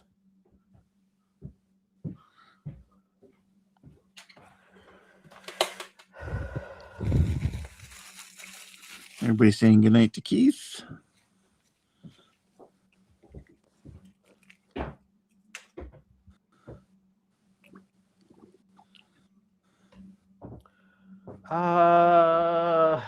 There they are. Like, if I were my Q-tips, where would I be? The answer was on my desk. Good answer. There we go. That didn't take much to clean up. Yeah, one year they had a little, I'm sure they do it every once in a while. Q-tips had a little promotion. They give you 2 of those long boxes of Q-tips came with a little tin of that you can put Q-tips in. Mm-hmm. So that's why I use that tin with the lid on my bench. Oh, I transfer them into the cup that comes on the laundry detergent. Nice, yeah. Jody says I'm down to 7. More people saying goodnight to Keith. Down to 7. Oh, Huskies? Yep. Like, what's he down to 7 on? I missed something.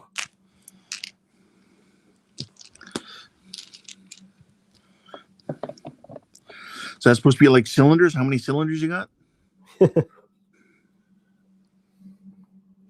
like horsepower, husky power. Yeah. Doug says, I love my Siberians. My Alaskan is an asshat.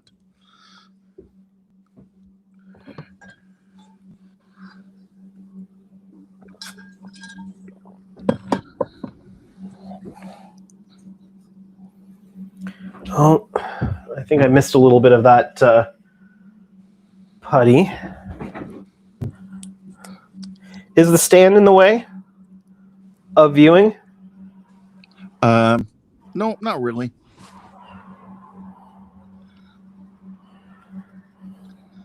Jody says my husky is an actual hat.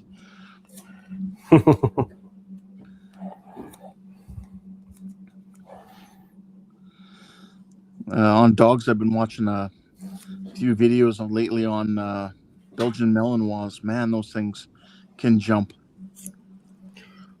What? The what now? For dogs, the Belgian Malinois. Okay, I never heard of them. They're like a type of shepherd, but high energy, and man, can they jump. So definitely not the dog for us. No.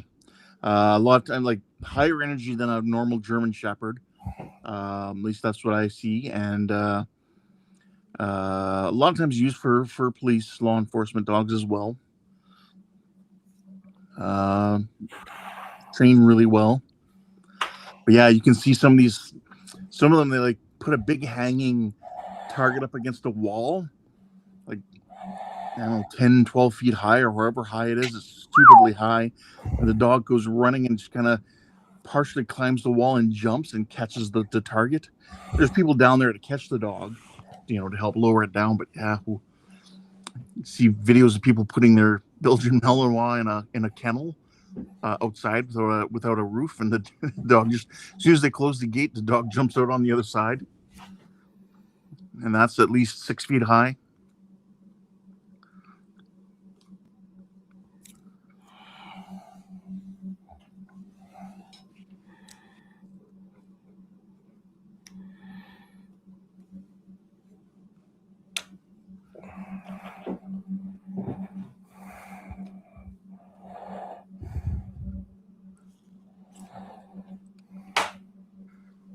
Well, we got a lot of masking action tonight.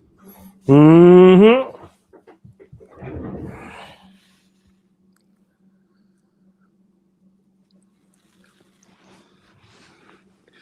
Is it going to interfere with much of the Aztecing? Are you going to have to redo a couple colors, or just mostly just one?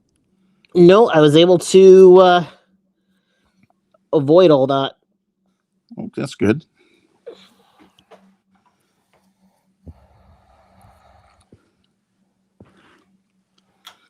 Doug says our pack is there to keep the black bears, coyotes, and mountain lions away from the house. Them and more than 5-foot fence. And Sprueworks, you have a good night. He says I'm heading out as well. See you all. All right, well, have a good night. Yeah, take care of yourself.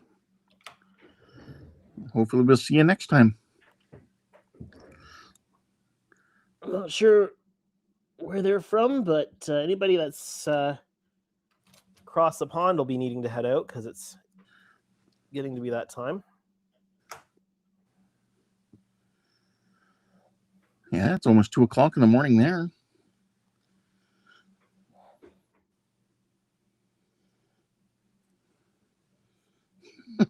So Jody says, what's that? Go ahead. Jody says, I was lost in the forest as a baby and raised by beavers. It was a tough damn life. Uh-huh. Uh-huh.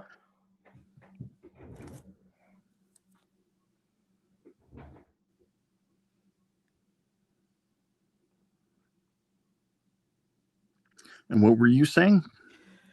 I brushed in the primer base coat into the sensor right here. Yeah. So I do need to touch that up as well. So I'll do all of that in one go here. Or hopefully I will.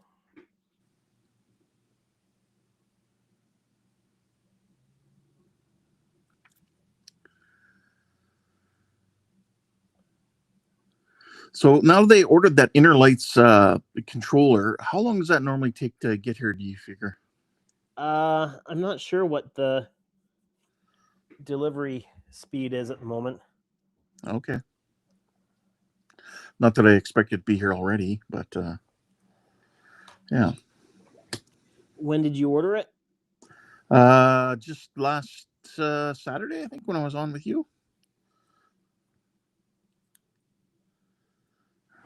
So, I mean, assuming that Andy was able to process the order right away, I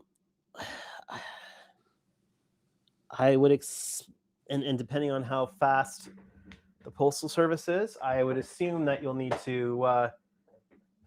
I wouldn't even think to look for it for the first 2 weeks. Oh yeah, because they'll need time for him to process the order and then get it packed up and then get it sent out and then get it through customs and to you here. So, all right. We're coming up to the top of the hour. What I'm going to do is I'm going to run a commercial break. I'm also going to grab a bio break for myself. I will do the same. And so now's a great time. If anybody watching needs to hit the bio break or grab a refill on their coffee or whatever they're drinking, now's a good time. We're going to run a commercial and we will be back. So let's hit that commercial break.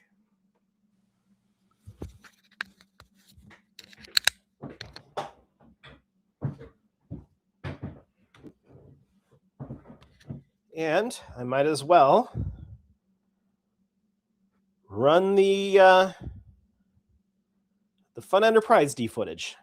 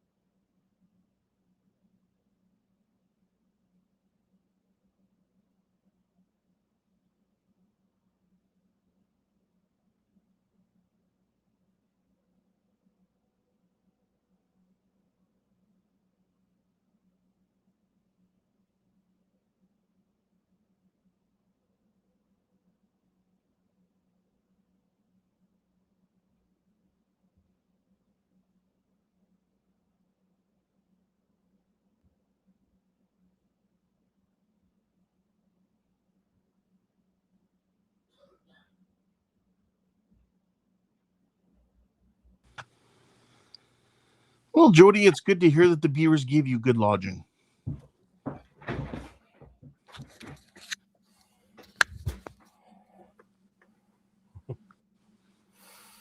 Good lodging, huh?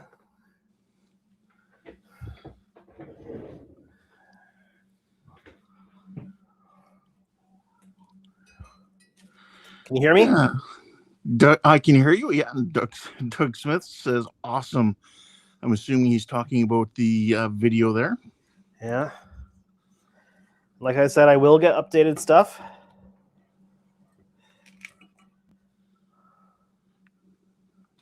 There. Now that's not in the way.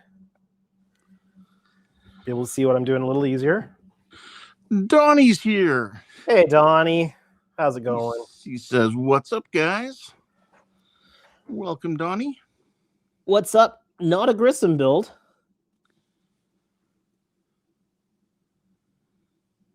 Hence why I'm able to stream on a Wednesday night. Well, actually, I'm able to stream on a Wednesday night because the family is not here.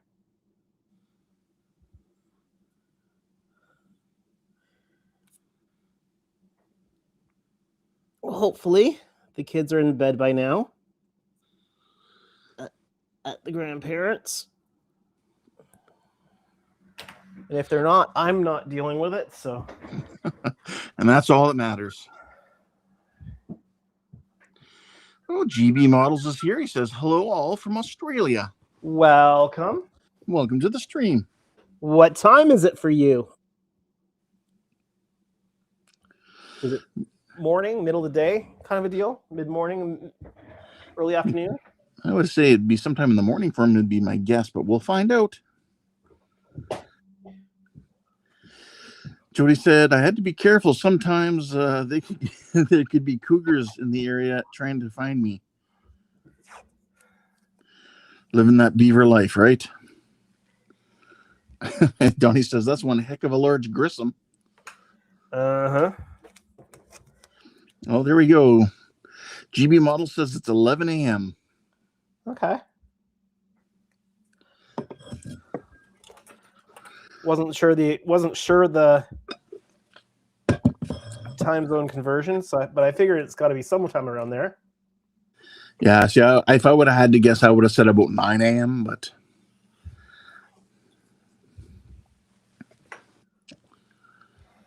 How many time zones in Australia? that's a good question. Is it 2 or 3? I would assume, yeah, it would be at least 2. Ha, Grissom refit.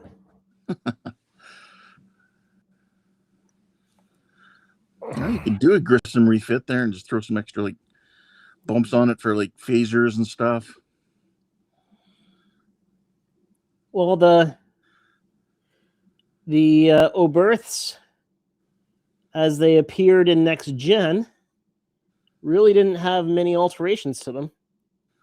No. Just the updated markings for the time period. Yeah, and GB says it's wintertime here now. Mm-hmm. Yeah. I have a sister who lives in New Zealand. So kind of your area of the world.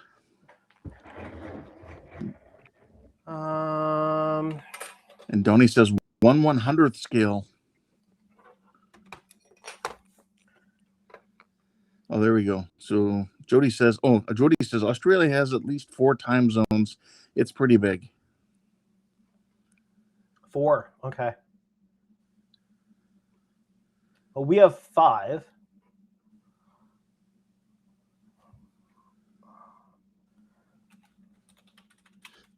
One of ours is on the half hour, not the hour.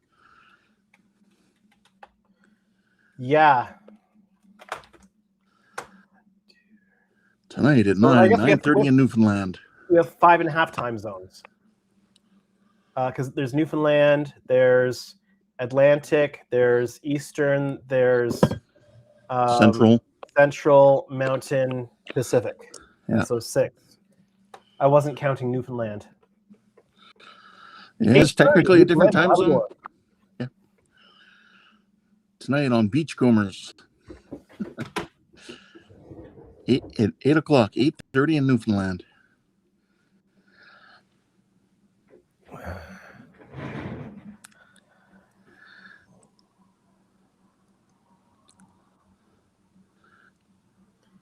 Just had to see where I had to mark that off.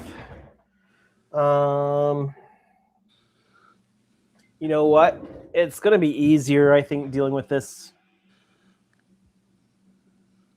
Oh, somebody's car doesn't sound too good outside. I'm going to have to deal with the sensor band once it's up on its right side up. But I'll mask off this area so I can see it because I'm having difficulty seeing the underside where it needs to be masked. So I think that's what I'll do.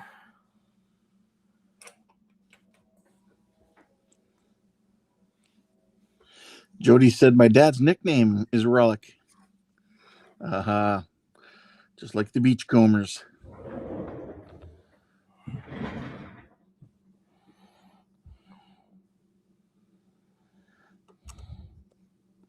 Jody says, I even remember Beachcombers. Yep. That's my strange claim to fame is I met Bruno Gerussi once.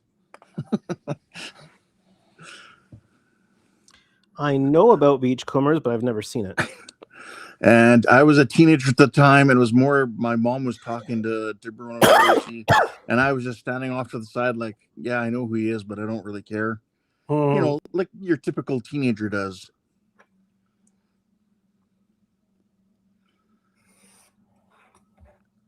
And it's not like he was an A rate, A level celebrity.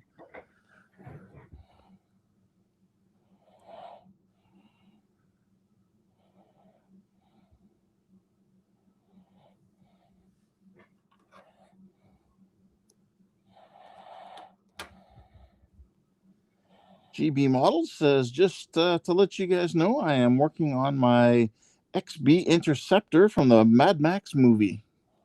Nice. Okay. That's cool.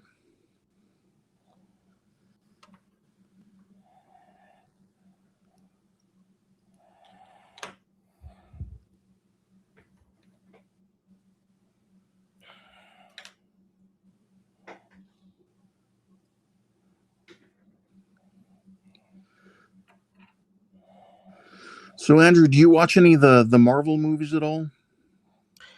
I don't really have time to. Okay. Marvel movies tend to be long. Yes. And I don't typically have a lot of time to watch stuff that I actually have to pay attention to. Right. Especially with kids and. Well, we certainly don't really have the ability to go to the movie theater to watch non-children stuff. And a lot of your spare time is spent right here. Mm-hmm.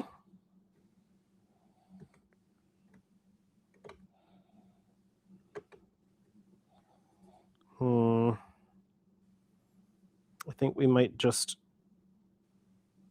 not keep this window because I think it didn't get masked off.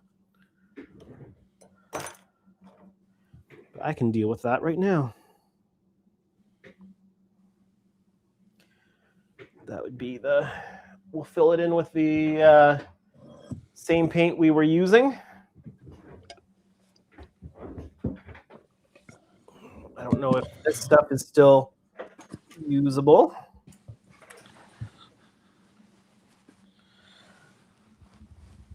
Yep.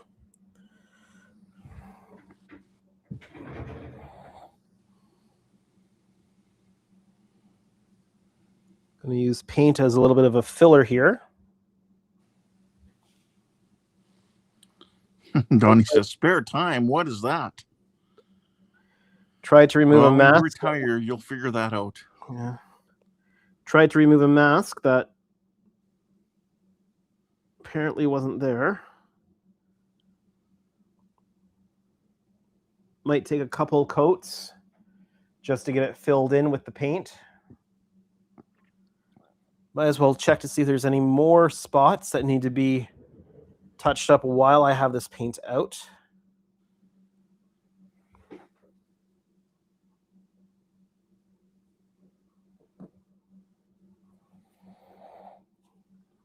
Give a quick look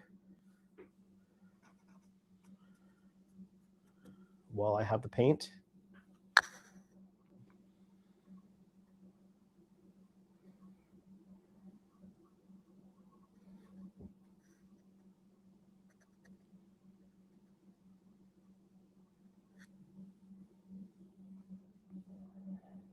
You can still hear me, right? I can still hear you. Okay.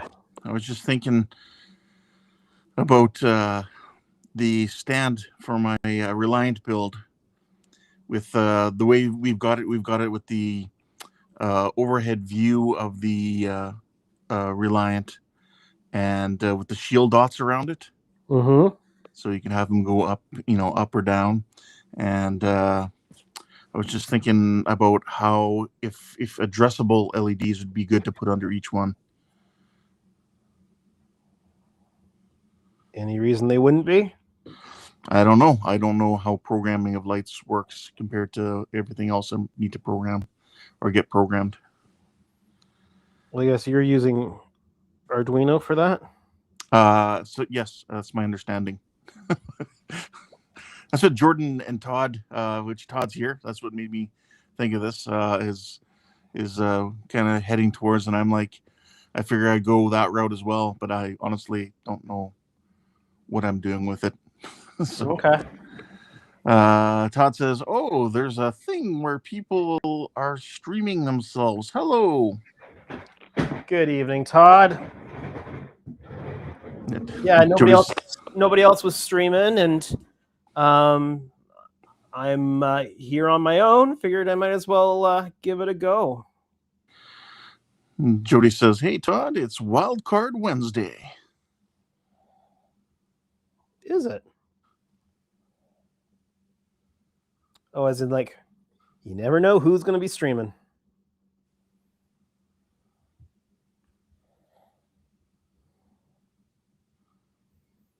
I bet nobody had Canadian Starships on their bingo card. Probably not.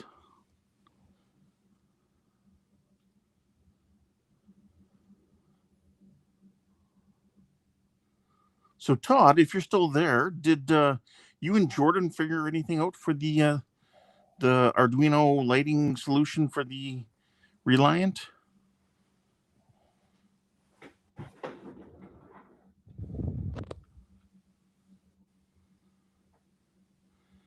Because I'm just getting ready to close up my Reliant, and I don't know if anything else needs to go in there.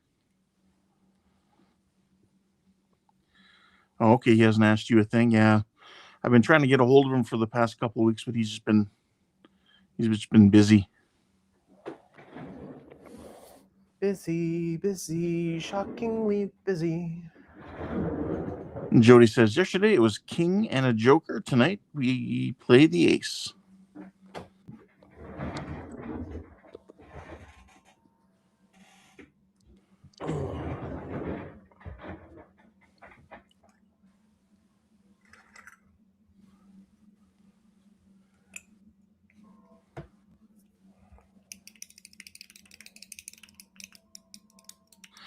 Like, I'm trying to remember when it comes to lighting, what's that? I'm trying to remember what the part they had me buy was. It was like a 3-pronged resistor type thing.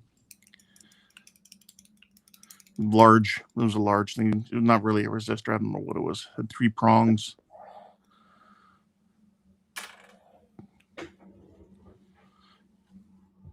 Because I couldn't tell you the difference between a resistor, a capacitor, any of that stuff. Well, it's good having a capacitor on the line for powering.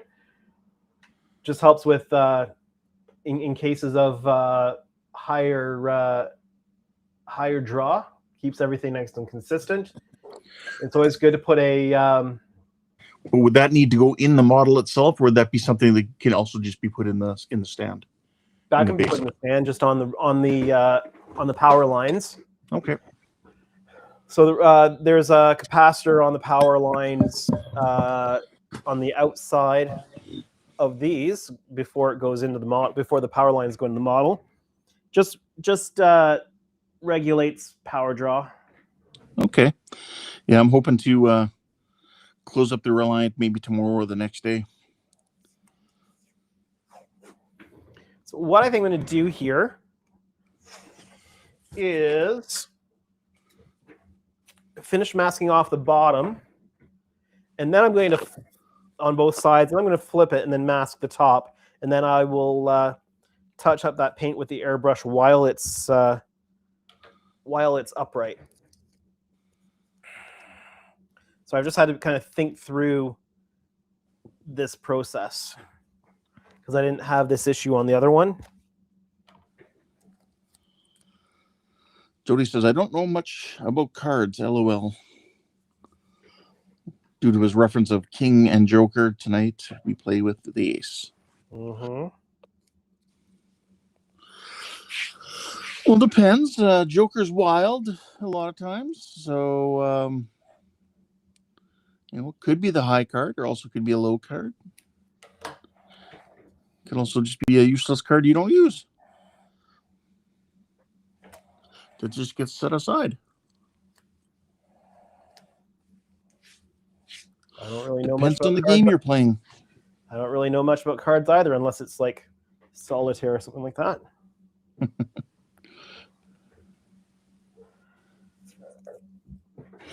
Ben Spratling says, when I was 6, I made my mom read me a book as my bedtime story. The book was purchased at Radio Shack and was titled Getting Started in Electronics. The electronics had smiley faces. Oh, that's cool. That is so cool. When I was a young warthog. I don't know. Like, I don't have any kids, but to me, it just seems, my understanding is not enough parents read to their kids at bedtime these days.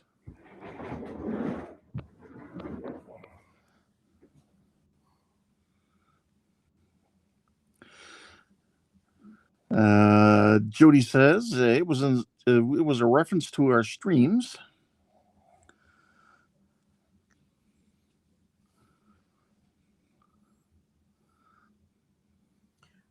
Who last night was the king and who was the Joker?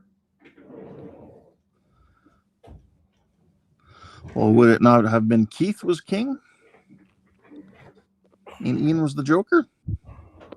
I don't know.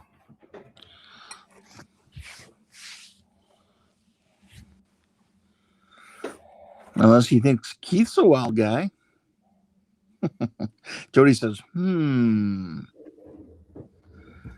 I mean, that is possible.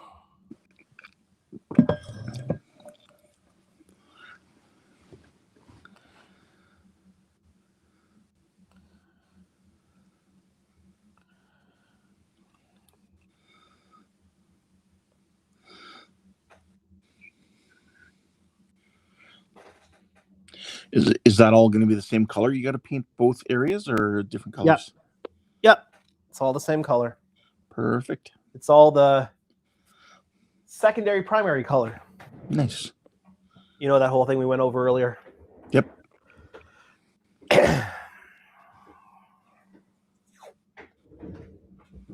Oh, where did my scissors go? Scissors.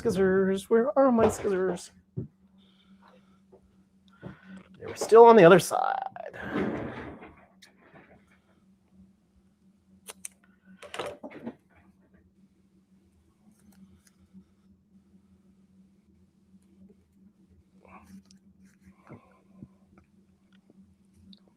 And I'm just kind of taping around some of these Aztec panels so I don't have to worry about them. Right.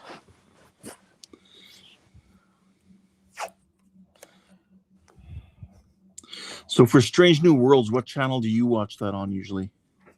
Well, it's not on a channel. Or should you do it like a streaming? Yeah, you can get Paramount Plus on Amazon. Mm-hmm. So, like, we don't typically keep it, but Well, there's also other streaming, platforms that a person could use. yeah, like, so we can. The only place I think we can get Paramount Plus is through Amazon. Right. So, I think that's the only way to get it through streaming service in Canada right now.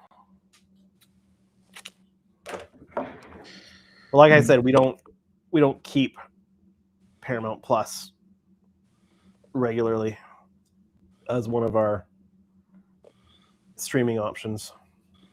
Right. Ben says 450 lifeboats, huh? It's nowhere near enough. I Well, think it'd be 1,800 people, like if they were just at normal capacity. not counting shuttlecraft, captain's yacht, not counting the Those going down with the ship.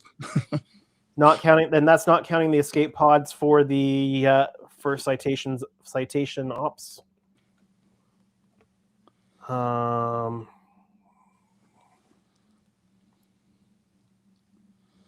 What Jody are they says, called? What's that? What are they called in here? They're not escape pods. Are they lifeboats? Lifeboats, page 6. Jody says, check the thing. It's on the thing. A day late, but it's there.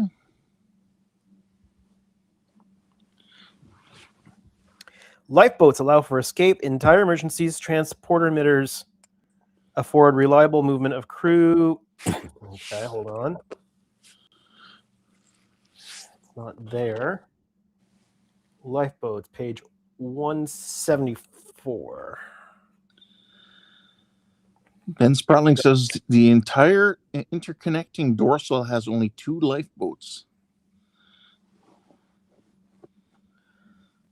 The entire interconnecting dorsal has only 2 lifeboats. That's what he says. And Trent's here. He says hello. So hello, Trent.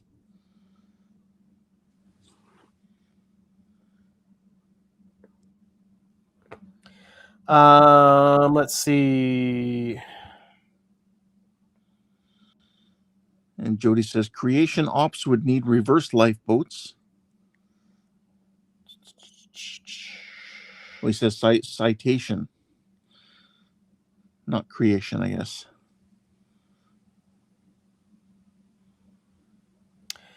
Nature missions requires Enterprise carry a set of small spacecraft for dedicated escape and rescue operations located throughout both the primary and secondary hulls. These ejectable lifeboats are designed to meet short-term survival needs and Starship crew in the event of a catastrophic emergency. As set down in the original Starfleet specifications, the standardized ASRV, or Autonomous Survival and Recovery Vehicle, is capable of the following operations: rapid departure from its parent ship with a minimum velocity of 40 meters per second, independent maneuvering with a total delta V of 36,000 meters per second, life support for a total of 86 person days, recombination with other lifeboats after ejecting to augment survivability, subspace radio signals for location and recovery, atmosphere entry and landing. Where does it say?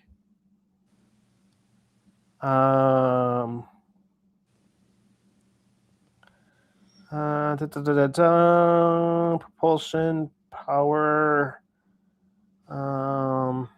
75 kilograms of deuterium fuel supply.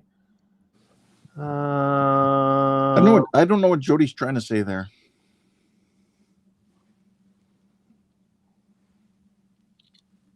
So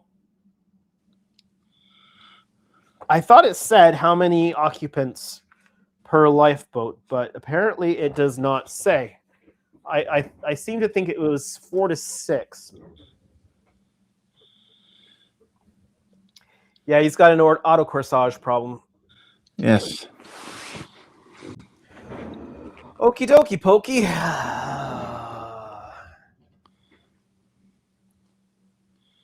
Let's get the dish itself masked. I don't need to do all of it. I'm not worried about the overspray. Or sorry, I'm not worried too much about overspray.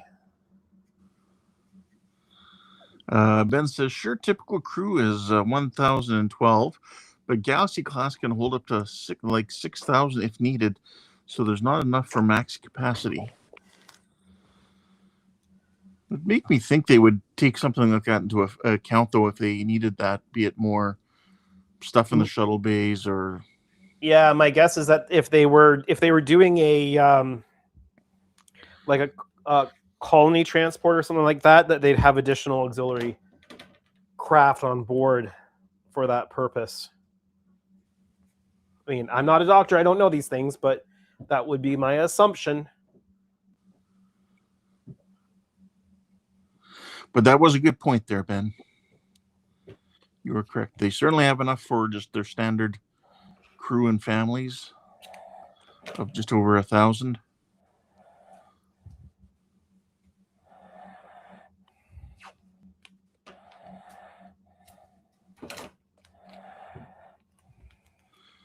In which case, otherwise, they might just have to do the women and children first.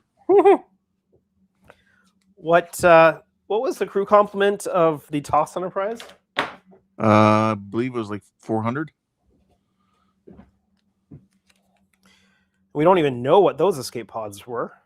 No, you don't see them on the ship itself. There was never any mention of them. Nope.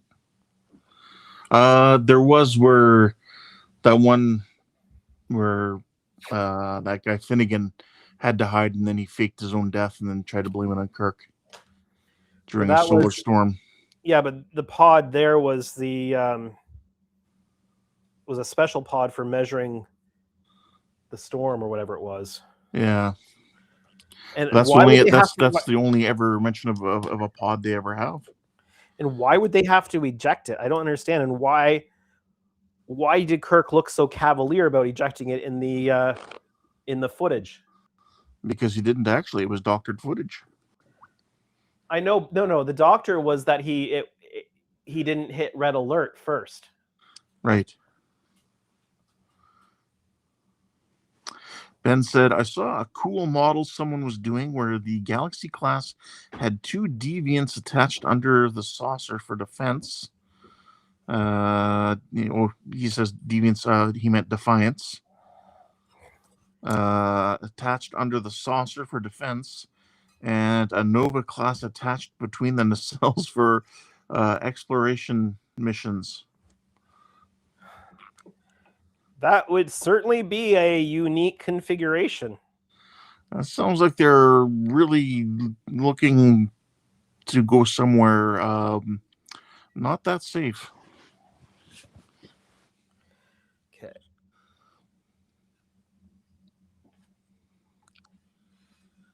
Because a Galaxy class can dole a fair amount of damage, but 2 Defiants underneath, and then something like a Nova class as well. I mean, the Nova class is not a whole lot in and of itself. But it just adds to the whole... It's really a limited capacity science vessel, but it would make for a good captain's yacht.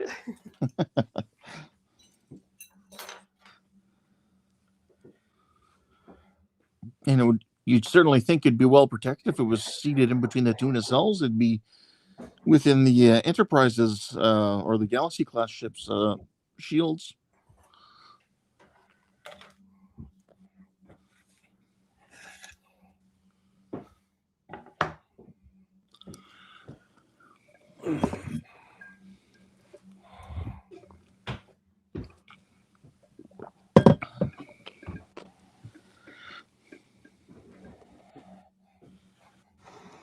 Jody says, I designed a very large starship with a Defiant class as the captain's yacht.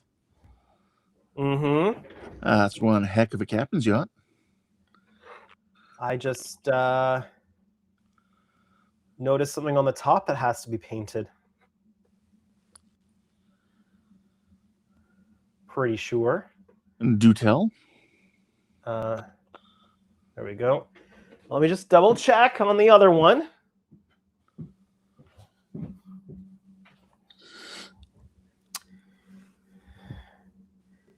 Yep.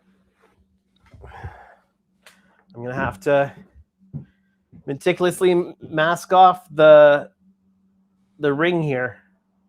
Oh, okay. And get that painted. So I'm going to have to add that to my to-do list before this thing is gloss coated. That to-do list is getting fairly substantial.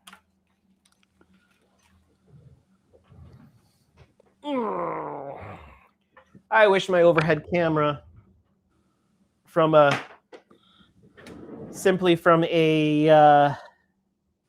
logistics point of view was wireless, not from a quality point of view, just from a logistics point of view. Because I keep ending up rolling, or the dust keeps wanting to roll over the cable.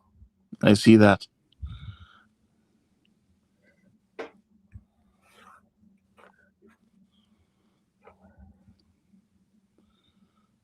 The question I have for Jody is using a Defiant as the captain's yacht. Now, would it be a modified Defiant where you're not using the really small Defiance crew quarters, which are very sparse? Would it be changed with just for less crew on that captain's yacht version and to have more spacious crew quarters? You could make it more luxurious. Well, that's what I'm wondering. Because if you remember, what was it? I can't remember. One of the episodes, anyway, they show the crew quarters is just like a bunk bed in a small, in a small little room, basically.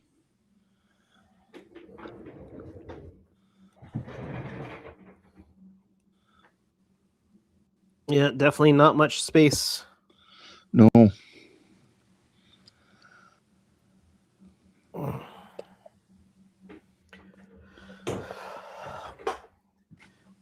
Now, the problem with doing this right side up is that the saucer covers a fair bit of what I'm going to be working on here. So I do apologize. Well, that's okay. No, I was going to say that your face cam could have been reaimed, but I don't think that would really work. No. It's too far away. Jody said, sure, the captain can customize it. Well, talking about customization, there's whole sections of the Galaxy class, I think, that were set aside for mission-specific customization. Ben said, Defiant crew quarters were recycled bunks beds from the runabout aft compartment. Yeah, that's kind of what they look like, yeah. Standard issue bunk. Yeah. Ben Spratling says, give me a Nova class with a working holodeck any day. Yeah. I love the Nova class. Just wouldn't want to be stuck 70,000 light years away from Earth in a Nova class.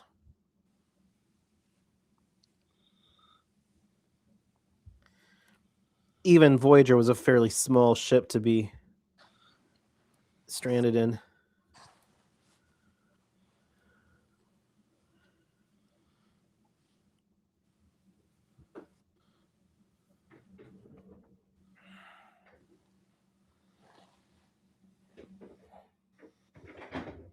Let's see here. Jody says at 1.5 kilometers, the ship would be 3 times the size of Andrew's model at the same scale. Ooh.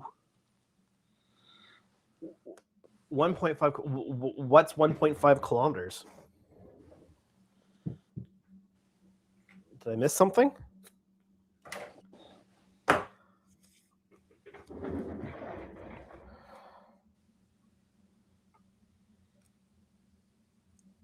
Can you hear me?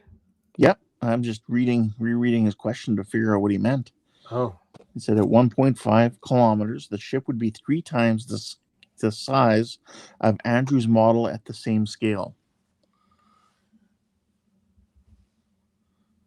Unless he's talking about the ship he designed.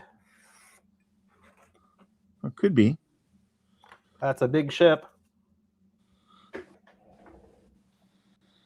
Yeah, Ben says, yeah, he's talking about the very large starship he designed. Ah. That's why it would have, yeah, right. That's why it would have a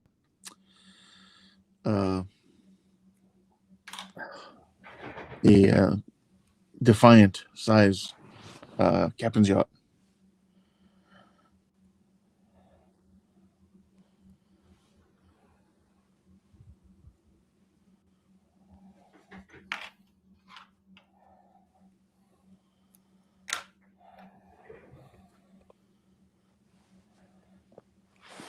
Jody said 3 warp cores, 1 in each nacelle, self-contained.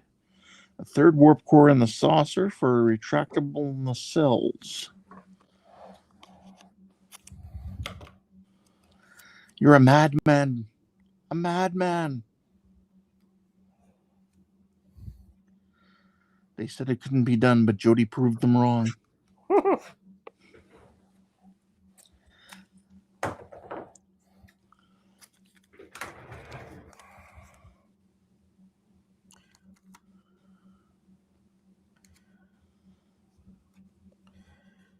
When it comes to starships, it's not always the large ones that are my favorite. No.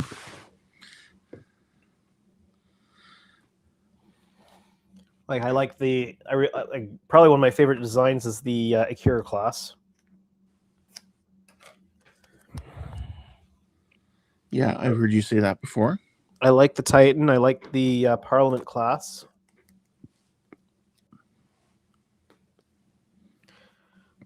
I kind of like designs where the warp engines are down below. It's probably why I like the Voyager concept. Did you like the Reliant then? I don't know. The Reliant's a little different. I don't dislike the Reliant, but it's not one of my favorites. Right. Jody says a variable warp geometry. The nacelles are on rails to extend or shorten the length of the ship and manipulate the warp field.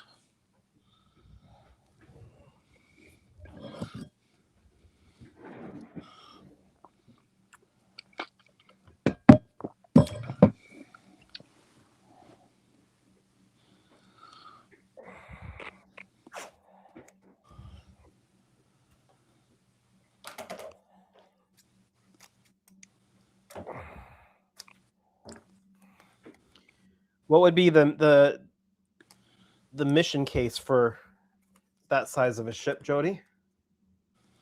What's the ship meant for? You figure something that size would be a long-range explorer vessel or something. Something that's designed to go for a long period of time. That's just my guess, but... Oh, he says colony ship. There you go. Doug Smith says, I like propellers. Okay. Sorry, I was just picturing propellers on the ends of your nacelles there. I mean, the original series Enterprise sort of has propellers. Yeah. Michael Fontana says, well, thank you, Andrew, for a surprise stream. I have work early in the morning. Good night, all. You take care, Michael. Have a good one. Jody says, long range city in space.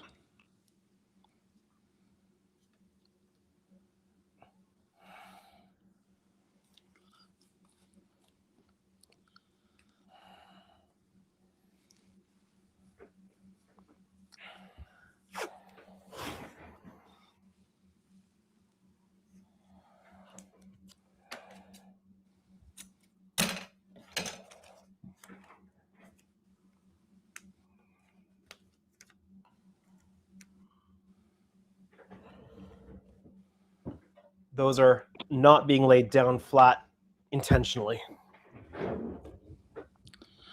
Talk of the colony ship makes me think of that episode of Next Generation where they had to relocate all those colonists. I think they were like basically all Irish people. Oh, yeah.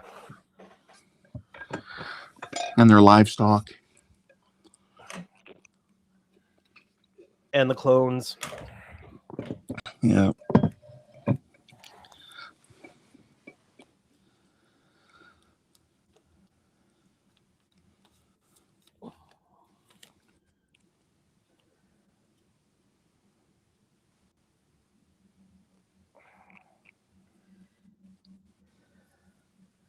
and the terrible accents. Yes. Yes, they were. Or the stereotypical.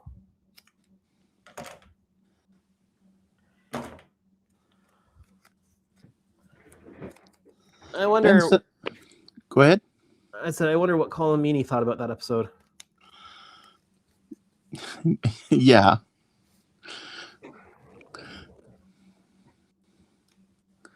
Ben Spratling says, I like the first half of Up the Ladder, or sorry, Up the Long Ladder.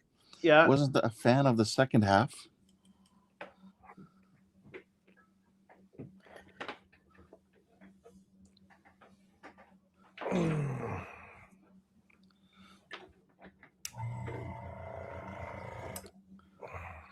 Yeah, see, yeah, we do get a bit of vibration on the... Yeah, I can't do anything about it because it's the floor. Yeah.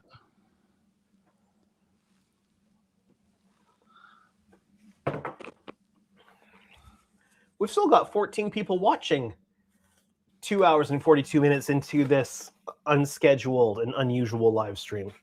It's pretty Well, good. thanks for sticking it out, everyone. I can't see any of that information. And we've got 12 on YouTube and 2 on Twitch. Cool. All right. Where did my paint go? Is this it?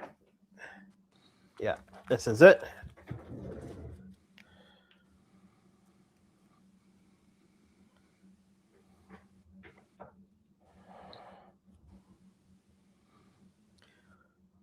Hopefully my neighbor doesn't come over thinking that nobody's home. Tonight's special surprise guest is... Yeah.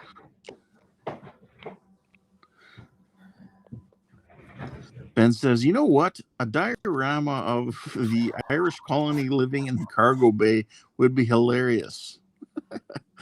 Jody says, you could do it, Ben. A diorama of the Irish colony living in the car. Yeah. Well, if anybody's going to do it,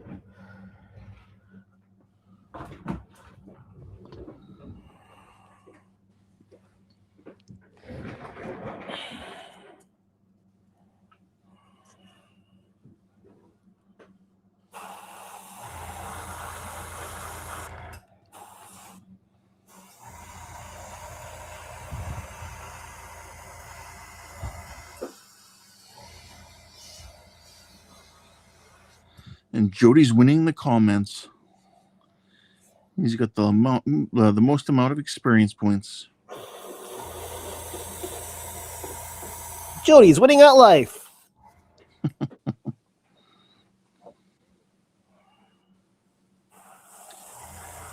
Don't forget to give a thumbs up, everyone. If you don't mind.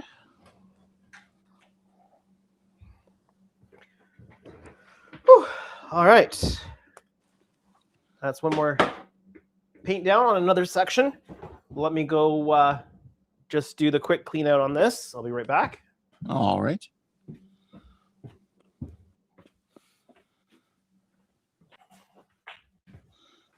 And Jody's like, nope, just the comments.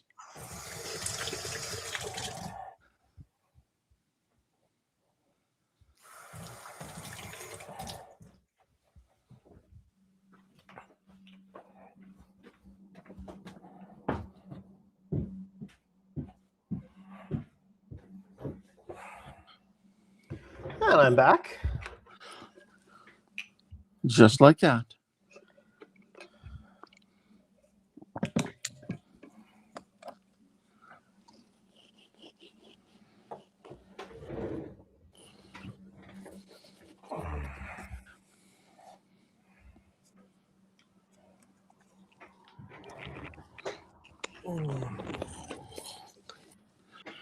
How So- have the mosquitoes and stuff been around your area this year? I don't know. I'm not out at night at mosquito time. Oh, okay.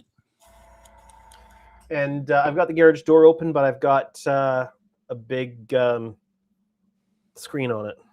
Oh, cool. That's good. Specifically because it's nice to have it open when I'm working if it's a decent enough temperature for it. Yeah. So it's showing 19 degrees outside right now. Nice. Just beautiful.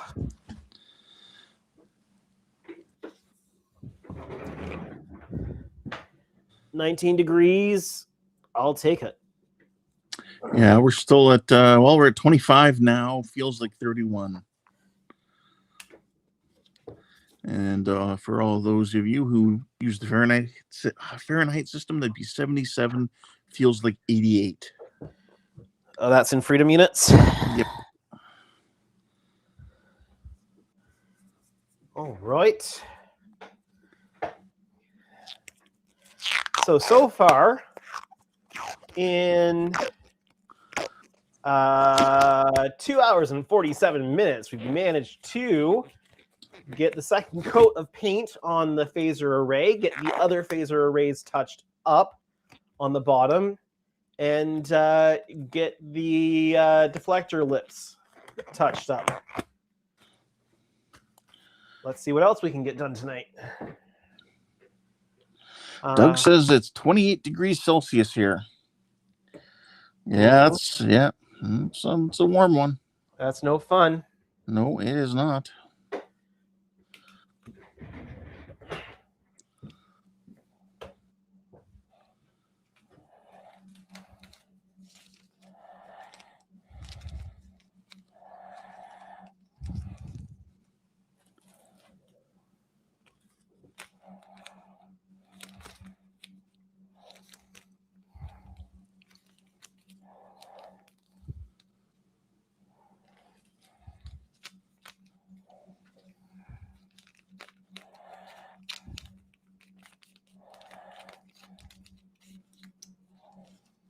So you said that you're pretty much ready to fully seal up your Reliant?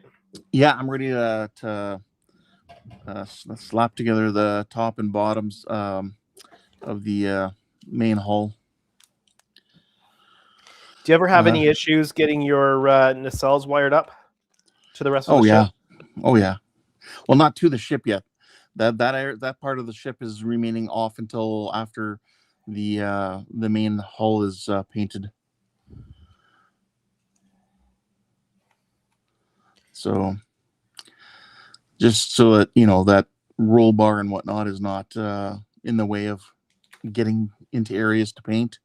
And then same with the under of the roll bar / weapons pod wasn't impossible to get at for painting as well. So there's still separate. They're going to remain that way until painting's done. Yeah. I mean, my preference is to assemble and then paint, but there's just some designs where you have to sub-assemble it because if you assembled the whole thing, you just couldn't access areas for painting. Yeah, not if you want it to look like really well done. Yeah. The Grissom's going to have that kind of an issue with it, I think. Yeah. Yeah, no, for sure.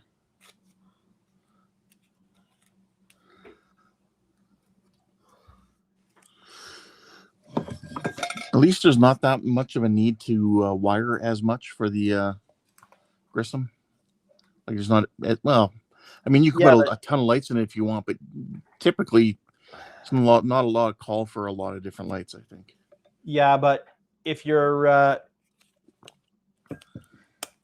mounting it via the pontoon, yep, then you still got to bring everything through those warp engines and pylons anyway.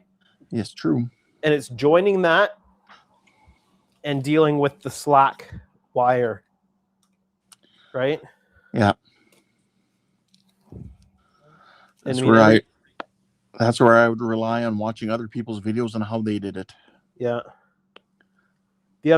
So that's always a sticking point for wiring on Federation starships. Yes. The advantage on these is that the nacelles are top and bottom, right? Yeah. So you can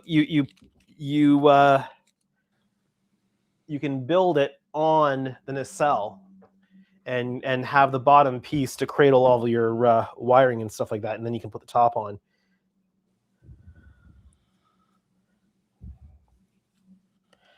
The issue, though, the challenge is getting your wiring to your top navs without seeing wiring through your like creating dark spots in your chillers. Yep. So it comes out. Like it comes to the front, it travels along the bottom up to the front, and then loops up to the front to the top of the nacelle up here at the front where there's no lighting, Right. and then comes back to the back there. And that's something I'm glad I had learned from you before I had closed up my nacelles for that Reliant. Does the Reliant have chillers on both sides? Nope, just inboard, so it's not as bad if it were. Yeah, because you could then run it along the side that doesn't have chillers. Exactly. Yeah.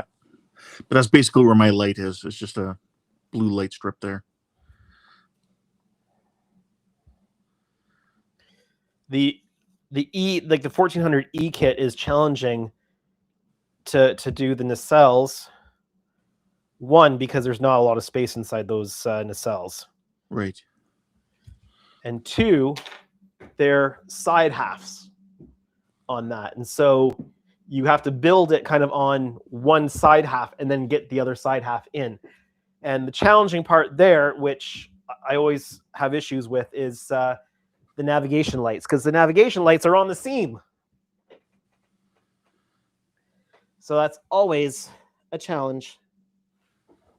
Yes, that would be. The cells for the Reliant are the same thing. The marker lights on the very rear of like the nacelles are right on the seam. But I mean, at least it's not much larger nacelle for the scale.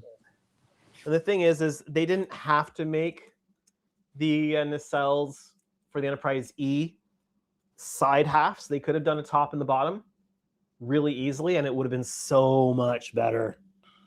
Yeah, unfortunately, they were just following the old school, I think, thinking of building models like that, like Star Trek models and whatnot. Thank you, AMT. Well, but things have changed now with model making techniques, but unfortunately, a lot of times companies like AMT and Round 2 whatnot are all just reusing the old molds, so nothing changes.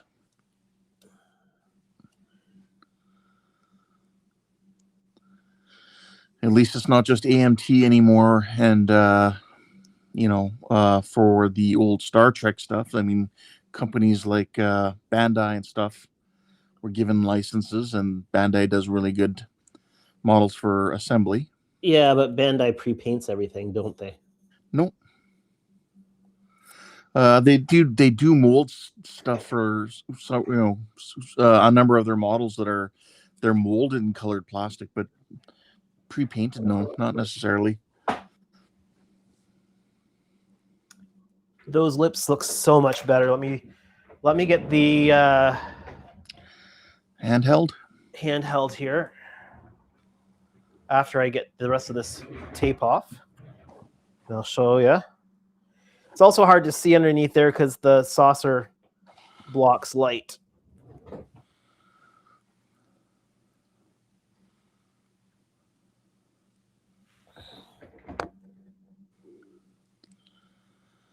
And the sensor bands turned out good too. Yeah, well, the inside of the sensors bands also have to get a different color. Well, yeah, then you have to and then put decals on top of that. Yeah, run the decals inside. And the decals do a lot of heavy lifting as far as keeping them nice and clean. Right. The sensor band, though, I found on the last one, I had to break the decal up into small sections and lay it down small section by small section. I couldn't do a full strip the same way I could do on the saucer section. Yeah, I think I recall you saying that. And that's got to do with the fact that it's the metal plate in there, Right. whereas the saucer is the saucer one is just the resin kit parts.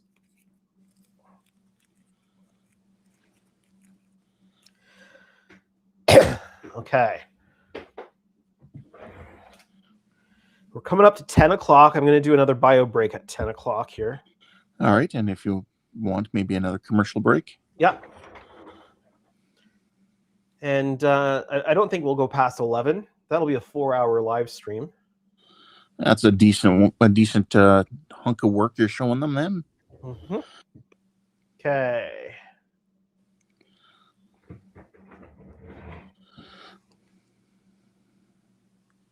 Looks so much better. Yeah, really that hard looks to get- really nice. Because of the way the kit was designed, it's really difficult to get that whole area around the deflector dish to look good. At Wonderfest, Lou was looking at it and he was, oh, I turned it off before I went back to the other camera view. Oh well, that's fine. Lou was looking at it, and he was really eyeing up the deflector area. He's like, I don't understand how you got that so clean. And I said, well, I'm still not quite happy with it, but he said, oh no, that's really good. So, and he's built the kit, right? So he knows, Yep. he knows the area. Yeah, All he right, so we're understands gonna do another commercial break. I'm gonna run a bio break for myself, and we will be back momentarily. And I might as well run that that Starship footage loop again because people seem to like that. So we're gonna run a commercial break, and we'll be right back.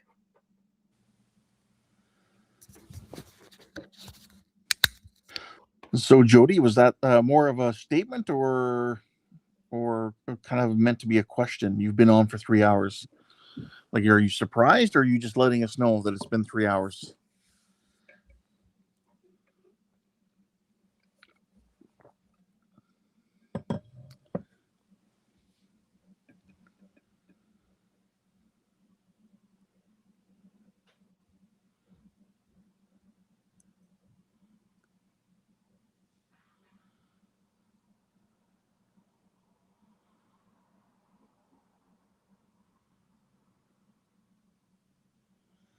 Yes. Okay. Thanks for the clarification.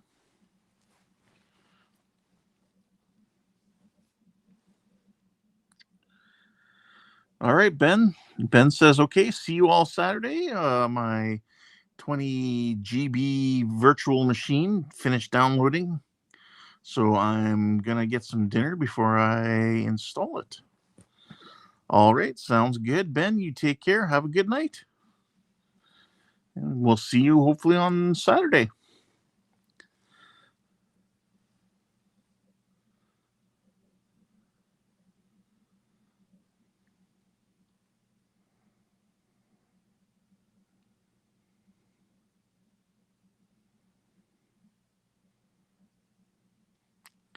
Just that red glow under the saucer there on the neck from the nacelles just shows you how much better a model can be than a CG model.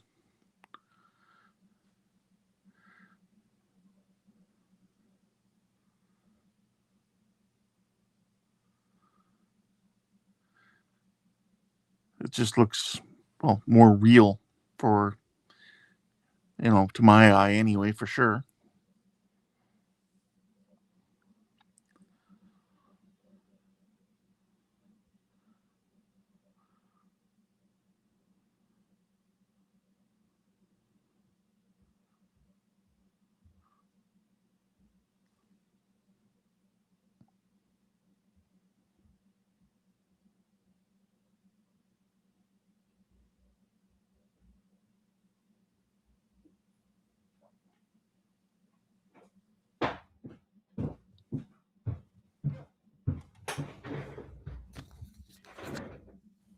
Hola, hola. Bonjour, bonjour. Bonjour, comment ça va? Ça va bien, merci à vous. Très bien. The hazard of drinking lots of the finest organic suspension ever devised on live stream is the periodic need for a bio break. So, how does that iPad work with the model? Is it just like does the lighting system have like a Bluetooth attached to it, or? So the Raspberry Pi has its own built-in Wi-Fi network. Okay.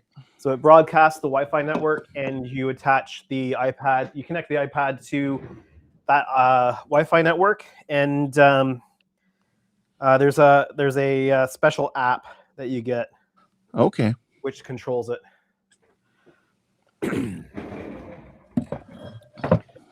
All right, so let's come on, switch back here. There we go. We're gonna do that top section that I noticed. The ring. The ring. One ring to rule them all.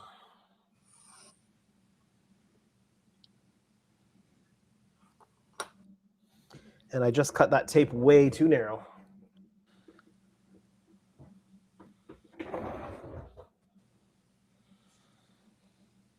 I don't know if you had heard Ben Spratling left for the night. Oh, okay. He said that he'll see us on Saturday. All right. See you later. If you haven't quite left yet, we'll catch you on Saturday. I don't know. I might start early Saturday because again, the family's not back until Sunday. So, Oh, right on. if I do, I'll let you know. Not that you have to be there. Oh, I got nothing else to do. Nothing better to do than be here. It's kind of nice. It's like having a front row seat.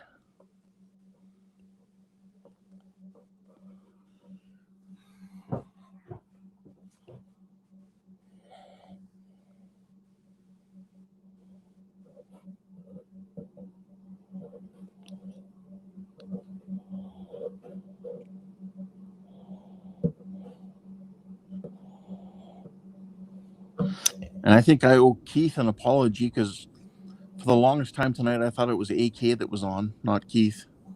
No, it was definitely Keith on.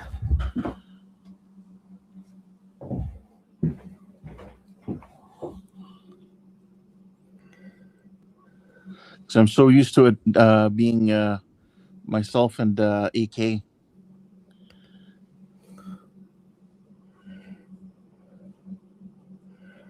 It's nice having people to talk to. Oh, for sure. Whether that's just you or whether that's you and other people. Exactly. And we can let you know if people are asking you questions. Yeah. Well, you've got your head down.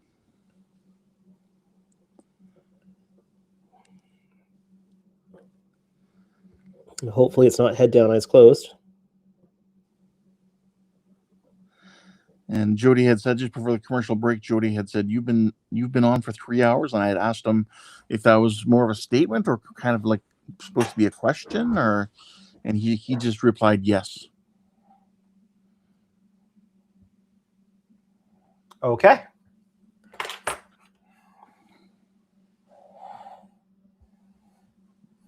Yep, I know I'm on longer than I normally am. I also have been on. I started earlier, so I can go until my normal time if I want to. There you go. I don't want to be on much past my normal time because I still have to work in the morning. But I'm not like Keith or Donnie, who having to get up at 4 a.m. to go to work. Yes. I just have to be at work at 9.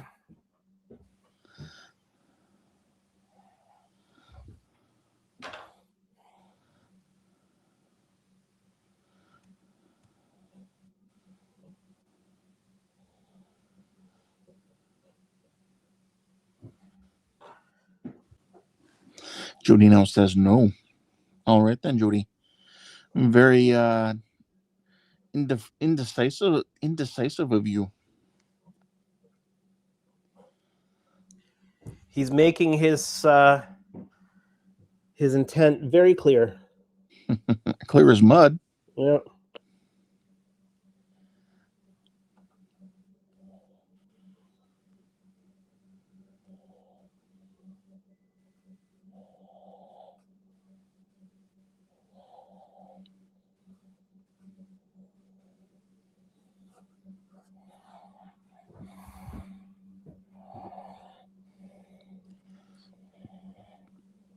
And that tape is so light in color, it kind of almost blends in there with the Aztecing. Yeah.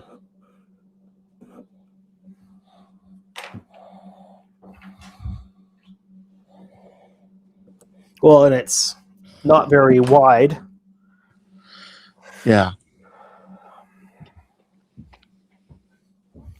The problem with setting down my glasses is that I need to know where I set them down, or sometimes I can't find them. There are times where I've had to grab my phone and use the camera on my phone so that I could see to find where my glasses are. Jody says, me? Indecisive? I don't know. Maybe.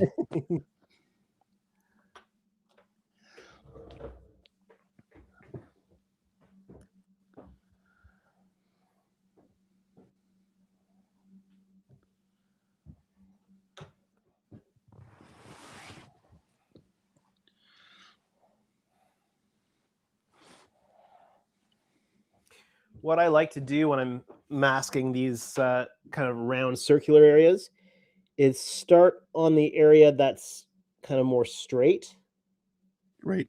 so that the tape gets a good area to bond. James Bond, before it has to kind of go around that curve.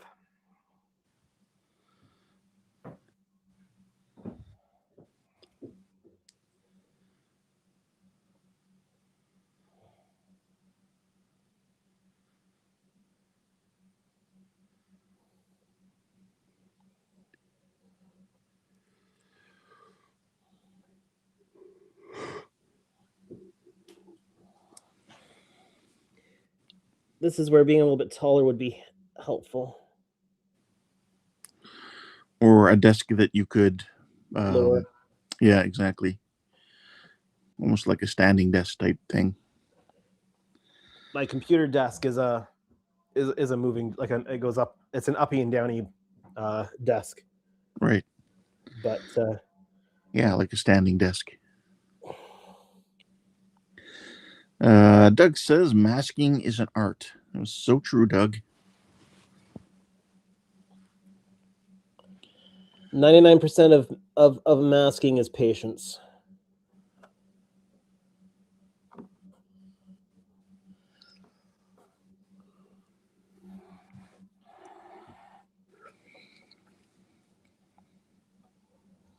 Unless it's your emotions that you're masking, and then 99% of that is denial.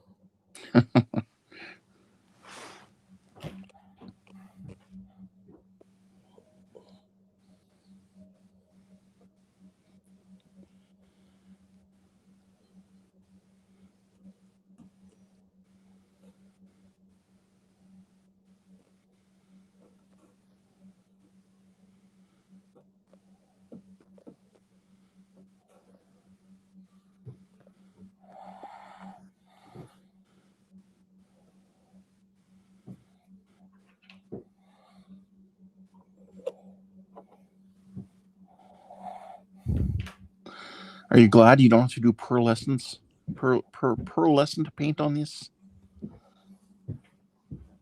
I don't know. I haven't worked with the stuff yet, so I don't know. The Reliant didn't have pearlescent on it, did it? No. Just the refit, and only the refit in the motion picture, I think, right? Yes. Yeah. The refit in the motion picture, and then they dulled it down for the rest of the movies. So I think it caused them problems on camera, didn't it? Yeah, that's what they said.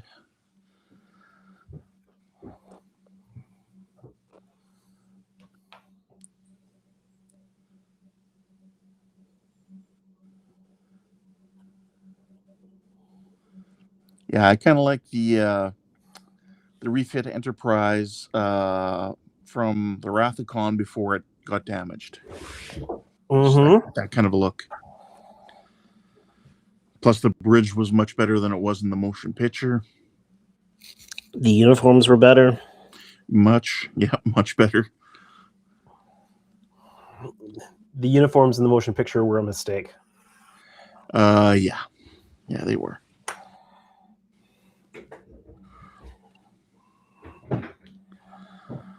Just imagine what the original series would have been if they would have had that, that style of uniform. Well, they never could have because they were filming with black and white TVs in mind. Yeah.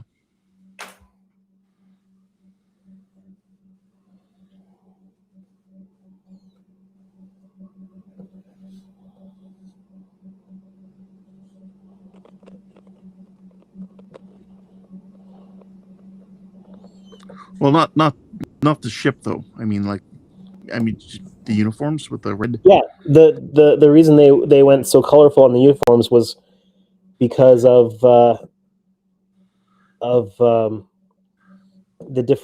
way that they would appear on black and white TVs. Oh, okay.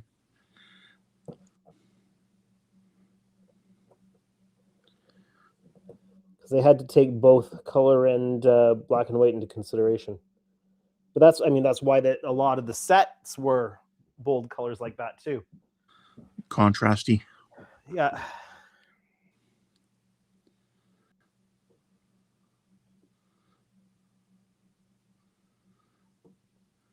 Now they don't care.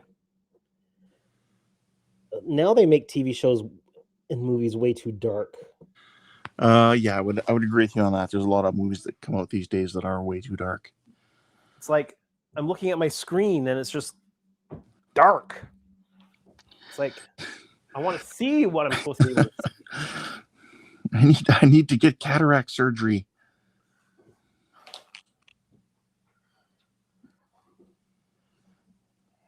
Doug says our first TV was black and white. Mm-hmm. Yeah, as a child, I remember we had two TVs. One was color, one was black and white. The color was one of those ones with the big wooden, box that it was in. Yeah. And the black and white was just in like a aluminum or not. I don't know if it was aluminum or tin or whatever, cheap metal box that you had to sometimes bang on.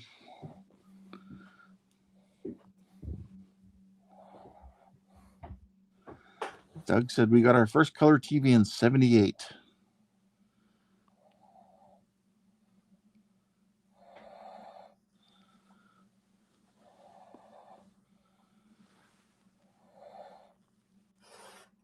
I mean, our first TV was color. Well, the first TV I remember having was color, but it was a little 13-inch and it had rabbit ears. Okay, yeah. It just had the on-off switch and the VHF and the UHF knobs.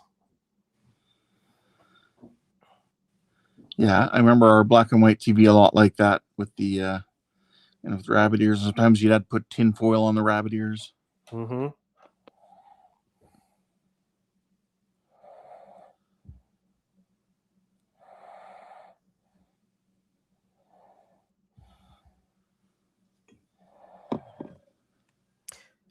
This is where the masking, the patience portion of masking has to come into play.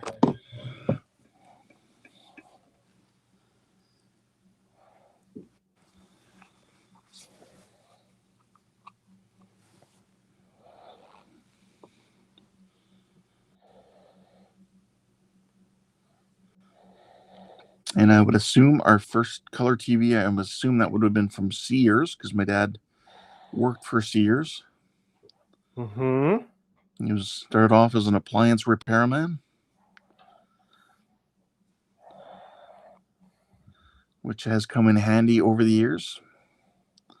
Like one time, my dryer element burnt out, and my dad was able to replace it for me.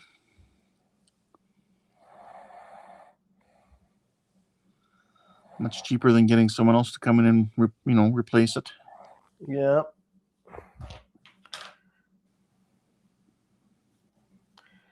I've got to look at fixing our dishwasher door.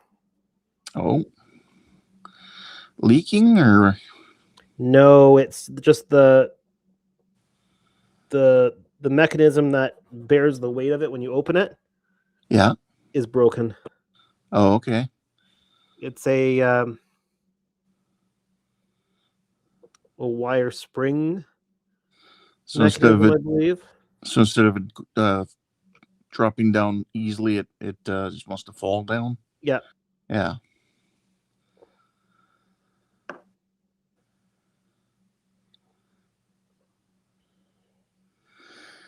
Yeah, no, my dad used to drive, hundreds of miles, just go to little towns and fix people's appliances for Sears.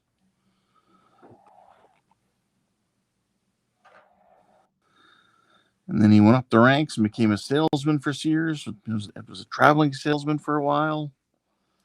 And then he got into management, and he was a store manager before he retired. Was he able to retire before Sears went down? Oh, yeah, my dad's like in his early 80s right now. Okay. Yeah.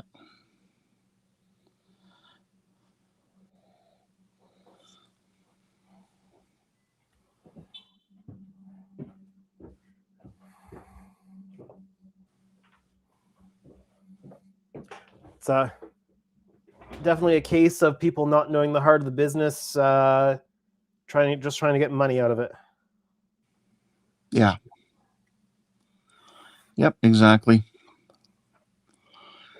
But these days, too, a lot of older businesses had failed because they just didn't adapt well enough to the changing times with online stuff.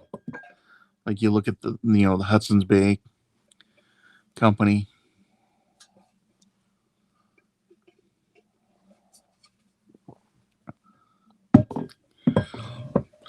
Then again, also in my opinion, everything at Hudson's Bay was way overpriced. Hear that Zellers is trying to make a comeback? I did. A few stores have reopened in Ontario, I believe. Anyway, Toronto area, BC, Vancouver area too. Oh, okay, I think Calgary's got one. nice. Well, let's hope they can make a go of it.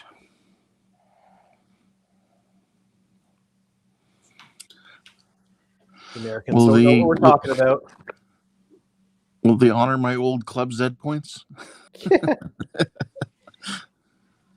You were lucky if they didn't deem your Club Z points expired. Yeah. Even back then.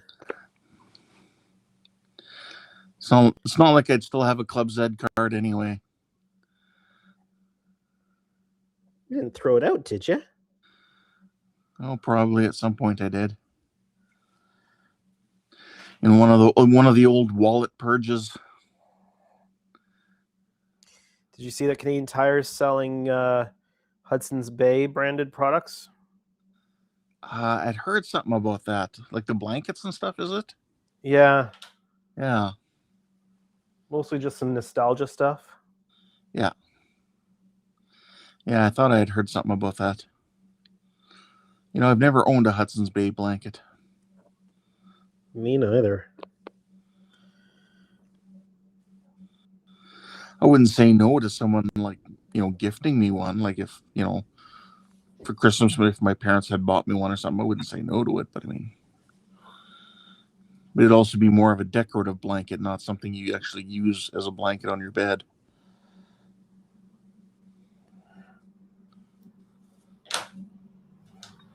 Sorry to all our non-Canadian viewers.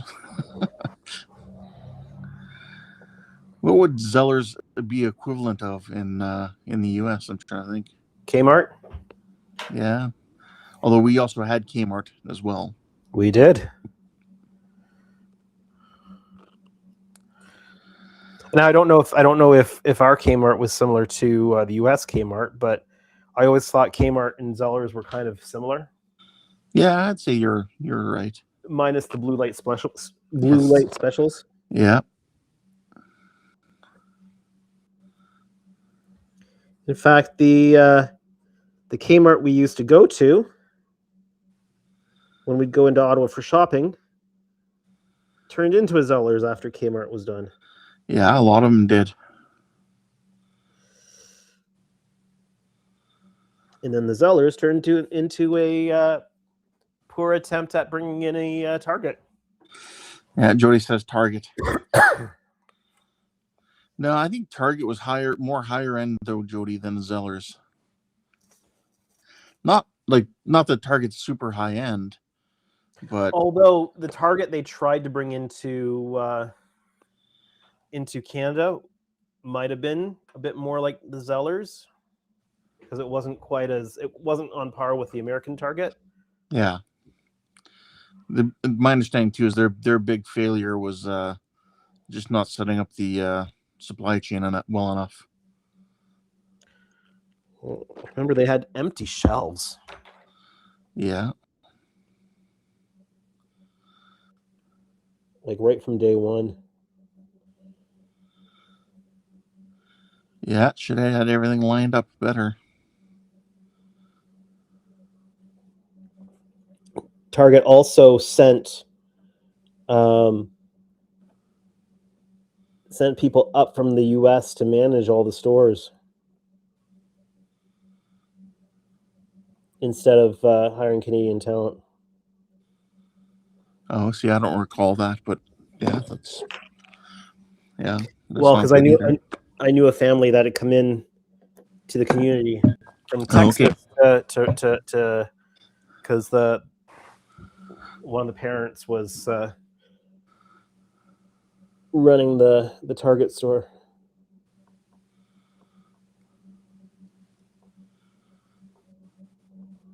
Target did bring a lot of communities that didn't have Starbucks for the very first time. Oh, that's a good thing then. Depending who you ask. Yeah, depending on your view of Starbucks, I guess. Starbucks is my go-to coffee if I'm traveling, because I know it's gonna be decent. Jody's taken off. All right, Jody, have a good night. Are you getting ready for your live stream after me? Jody says, time to go. Thanks for the excuse to not get anything done tonight. Oh, no. You take care. I don't want to be the excuse of you not getting anything done.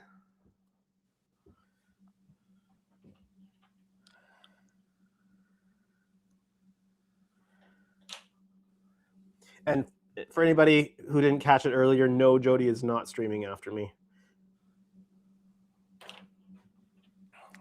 That was just the joke because he usually streams after me on Saturday nights.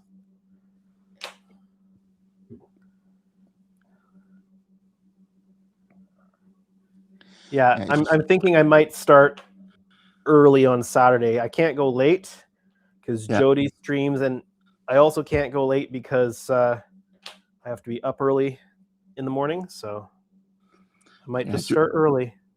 Jody says he's going to go pick up Mary. So that's right. He did say that. Excuses.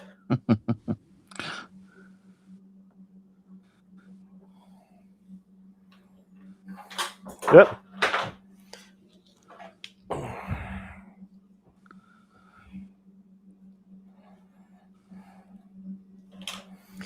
Now the inside of this ring is the more difficult section to mask. The outside won't be as difficult.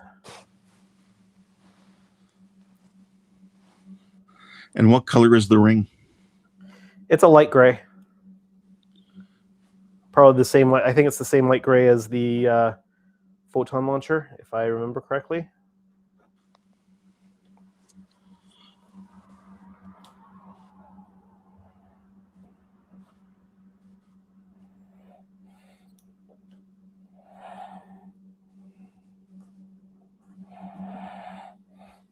I also still need to add the bridge dome.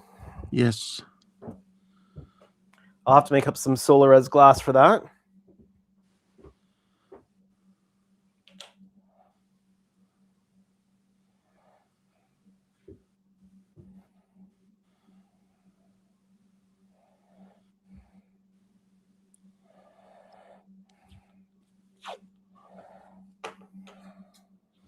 For when you did the do your Enterprise E's Yeah. in the past, have you just done like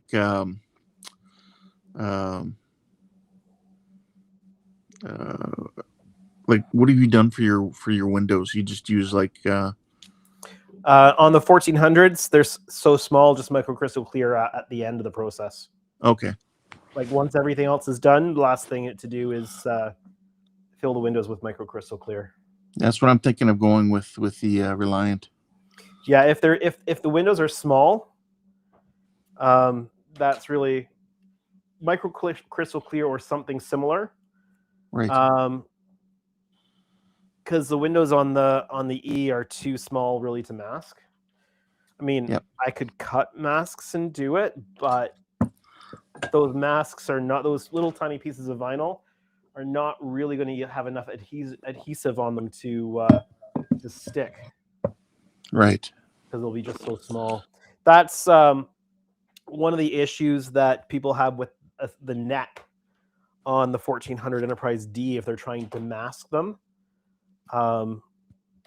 Those windows on the neck are so small that and I even had that problem on the 1000 scale, that there just simply isn't enough adhesive on the tiny pieces of masking for them to actually stick. Right. So you just drill them out, let them stay hollowed out until the end. Yeah. It's really the only way to.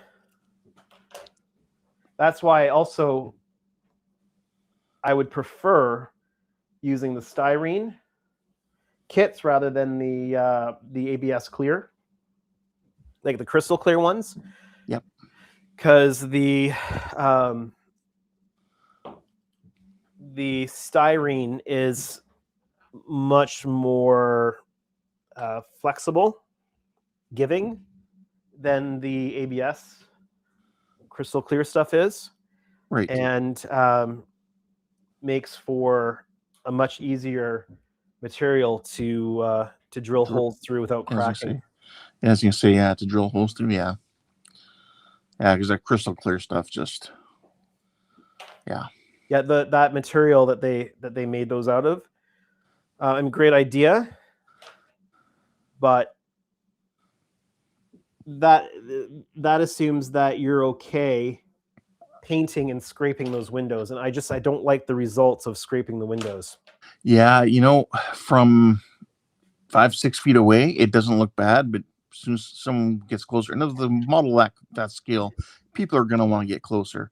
Yeah, you can tell the windows start looking really, really kind of ragged. Just doesn't match the quality that I can get. Now, not everybody can get the quality. It does take some skill and experience and a whole lot of patience. But like a lot of people can't get the quality out of drilling the windows. Yeah. I would say 90% of the models I see where they've drilled out the windows, the windows don't look good. Okay. And I honestly think it simply comes down to patience, because it takes a long time to clean out all the windows on a 1400 scale Enterprise D or E. And a lot of people don't want to take the time it takes to get it done right. And so they either rush through it, or they try to use a Dremel or something. But like, this is what I'm getting Right. when I do my windows. Well, because you take your time. And I will not use a power tool on them. I just use the pin vise and a very sharp number 11 blade. Do you use any files at all as No. well, or no? No, just pin vise. And Fresh blade. very sharp number 11 blade. Yeah. Okay. So the those windows like that, you just kind of drill one end, then the other, and then cut in between, or do you end up drilling like a number of holes? It depends on the size of the window. I drill as many holes as the size of the window allows me to, Okay. and then I cut the middle out with the very sharp number 11 blade, and then I use the number 11 blade to shape and like to almost sculpt the window. That's why it needs to be very sharp. Yeah. Because you use it to eliminate the raggedness and and you shape the window and clean it up with the number 11 blade. Okay.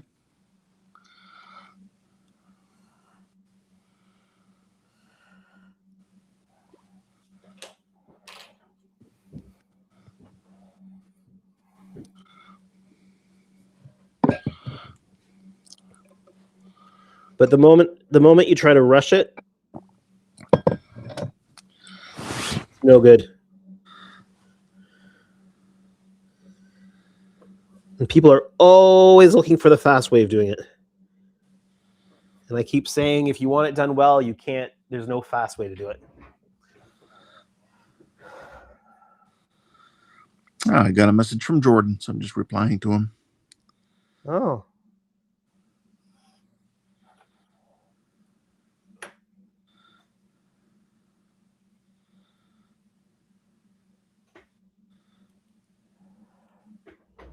He is alive. He is able to lift his head up out of his work hole. They let him come up for air periodically. Yeah. Get his nose away from the grindstone.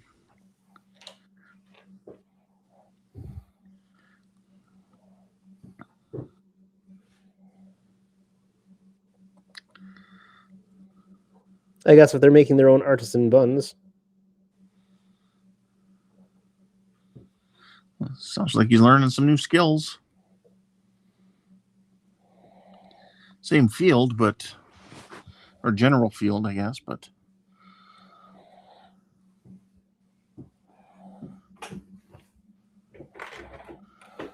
having done his old job for so many years like that, I'm sure he must be much happier. At least he says he is. Well, they say a change is as good as a break. Yes, they do. Whoever they are. I was about to say that. Great minds think alike, but fools seldom differ.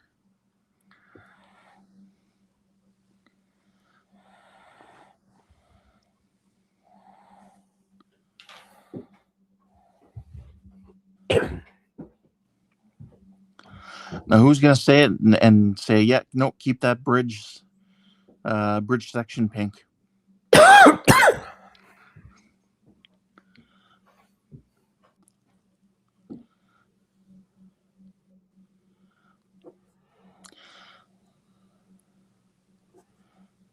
That's going to be a lot thicker of a circle than I would have thought. Clearly, I have never paid well enough attention to that. Mm-hmm.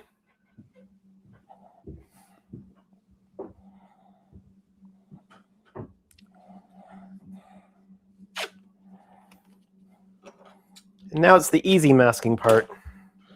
Yes. The backfill.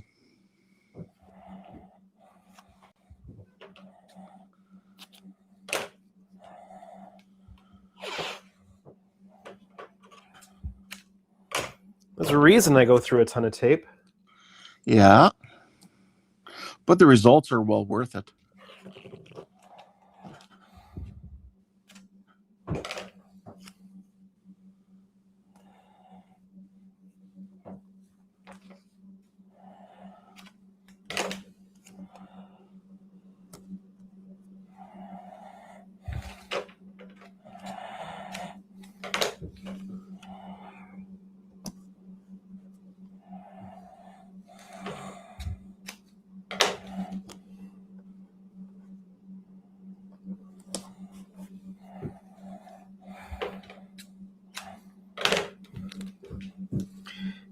this part of it's so much easier.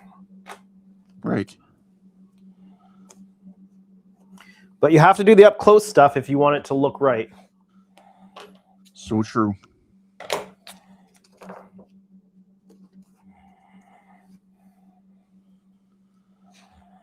Yeah, and I just, to me, just a nice airbrush finish is always so nice to see, to look at. Yeah. Compared to a decal or something that I could hand paint. Well, I tried brush painting it on the other one, Yeah. and I ended up masking it off and doing it with the airbrush anyway, just because I wasn't happy with it. Yeah. Exactly. Now I think, if I'm not mistaken,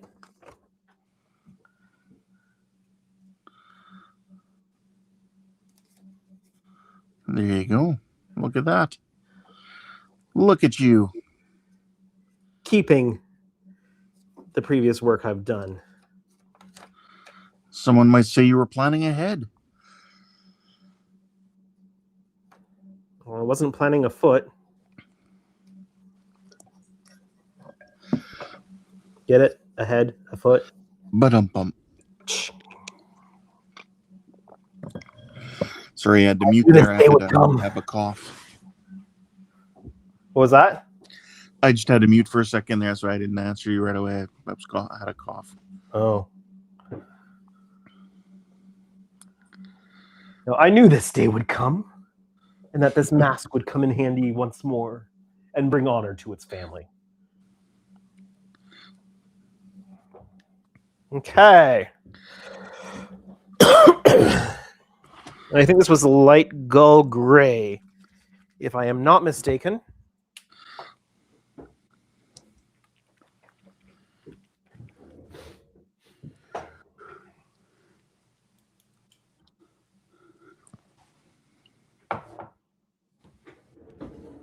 I think by the time we finish the stream tonight, I will have gotten a decent amount accomplished. Yeah, no kidding.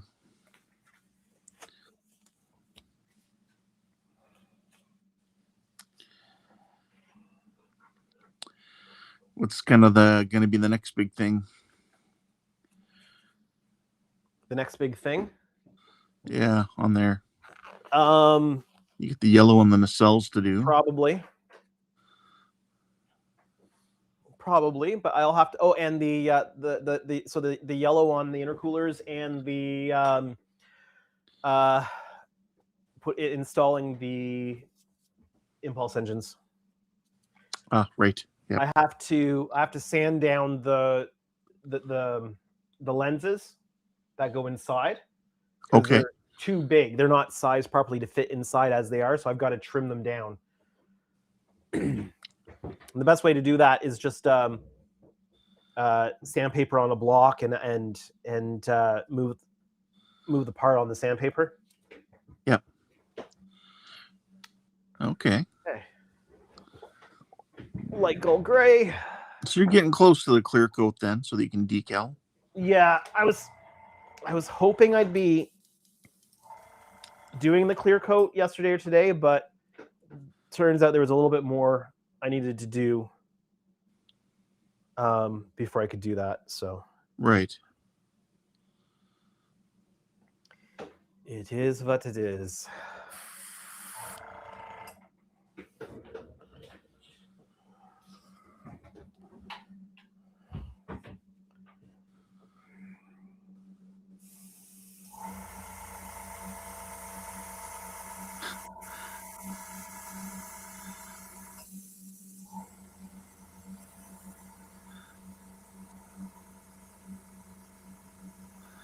Yeah, unfortunately, that vibration makes the whole thing look blurry. I realize, yeah, not much you can do about it, but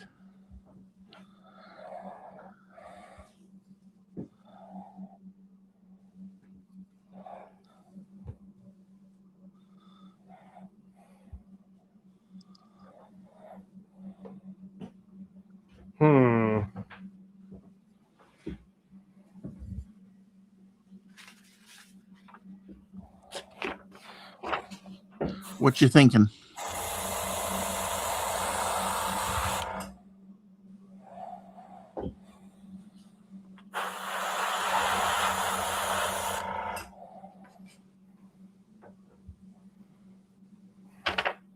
It's hard to tell if the color's right because the tape colors. Right. I'm gonna go over to the other one.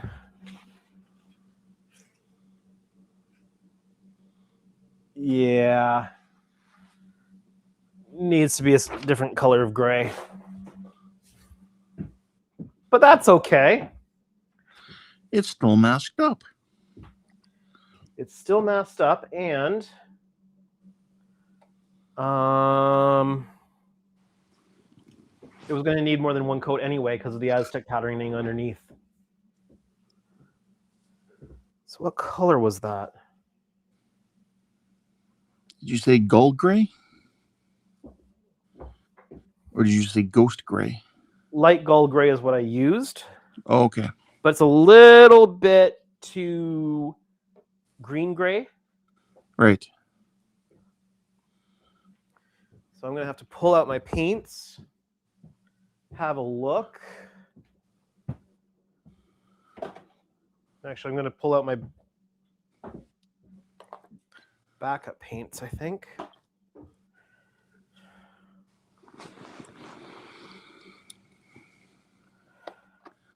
Where's my sky gray?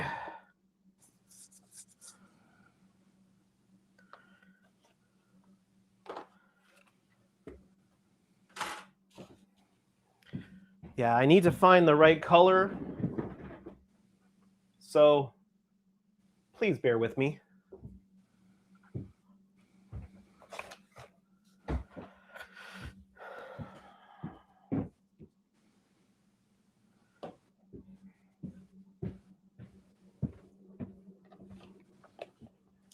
It sure would be nice to have that done tonight.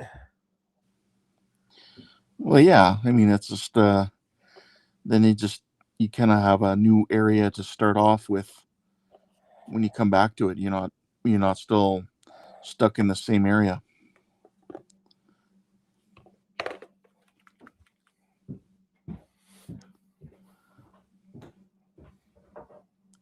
Be right back. All right.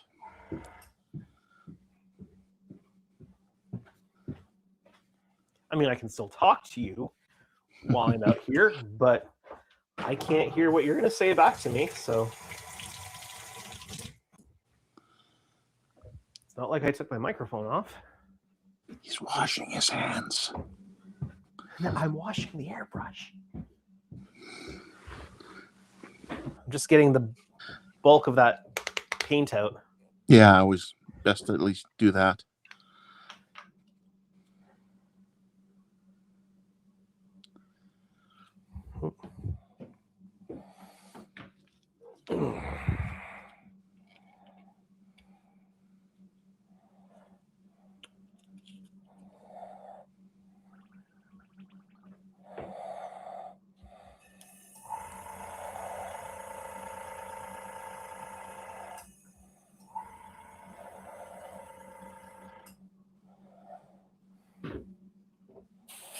If you ever need to get a new airbrush compressor, I'd recommend you get one with a tank.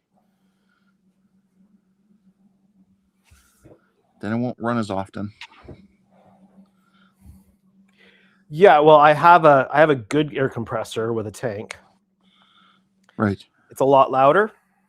Yeah. And unless I'm doing I don't use it unless I'm doing high volume stuff. Oh, okay.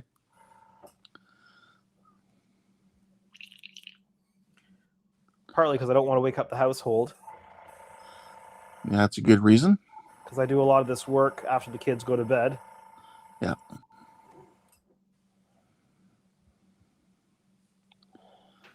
So for most things. So I'm assuming it's just more of a regular air compressor, not a hobby one then. Oh, the bigger one, yeah. Yeah.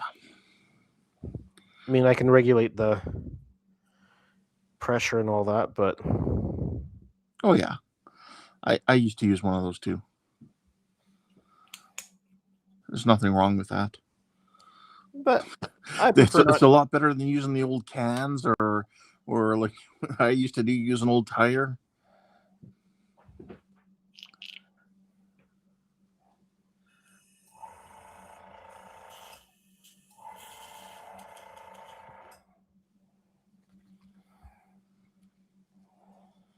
So Nope, what colors?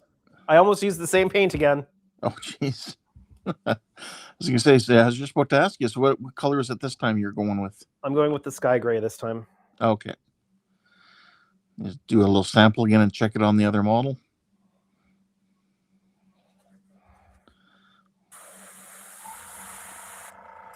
Yeah, that's better.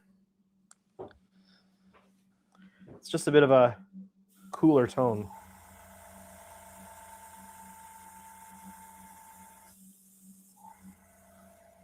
I don't know if you can see that changing on camera. It's a little bit. It But I gets can pretty see that. blurry with the air compressor running. Yeah, I can see that changing in person. Yeah, that's good. So much better.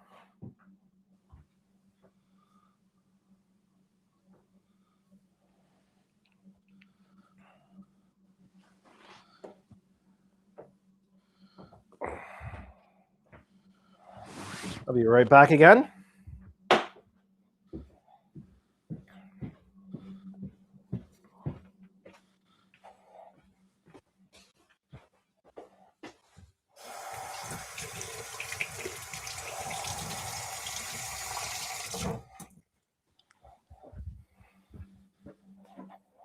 Yeah, I'm just looking at it on the on my iPhone now on YouTube there. Yeah, zooming in, you can see it does look different.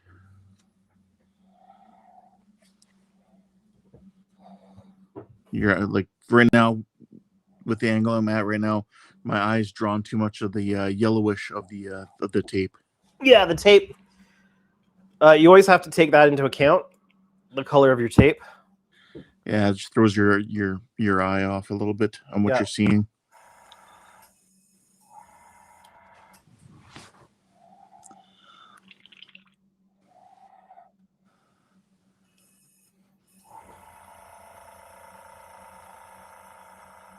Yeah, you can never quite trust color when you're using colored masking.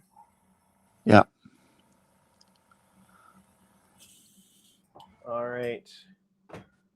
I've run some. Actually, I should run some actual cleaner through that, and then I'll properly clean it later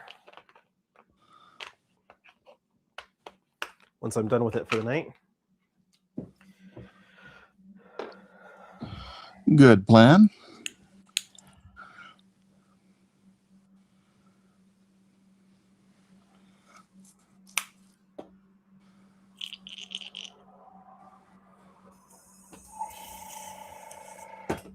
Just a teeny bit of cleaner there.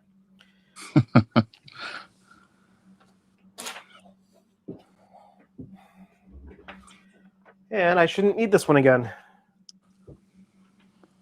Yeah, I'll hold on to it anyway. Just in case.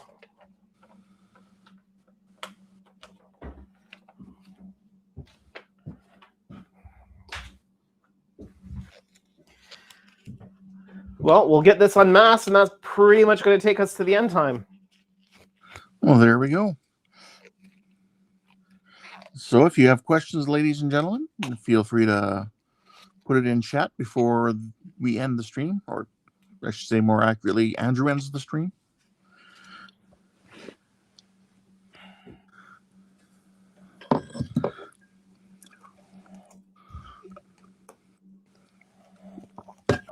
Or comments. Does not be questions. You can also just make comments.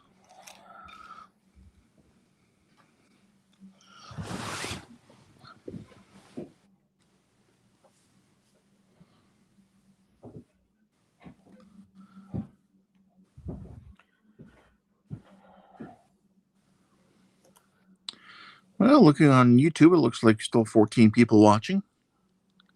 That's cool. Especially considering that it's been 4 hours for a unplanned live stream. Yes.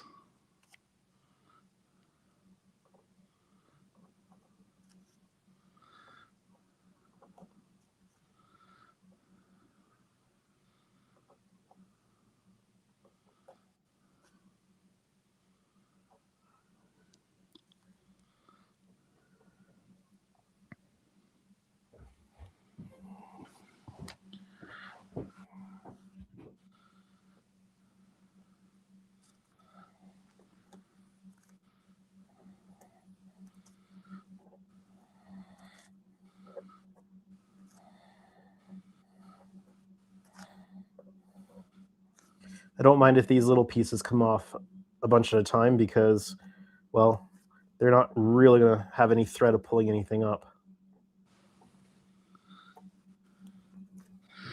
Hey, there we go. Blair is here. He says Big D is looking sexy. Hey there, Blair.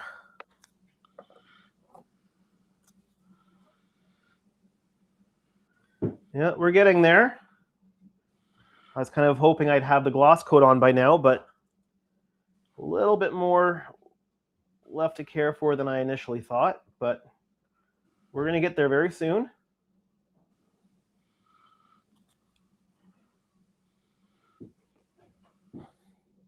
Can't leave anything uncared for.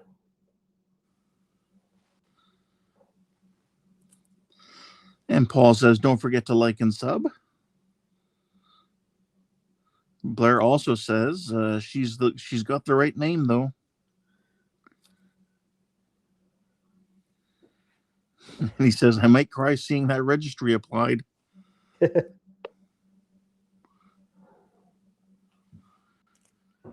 Well, I'll make sure I let you know when it's going down.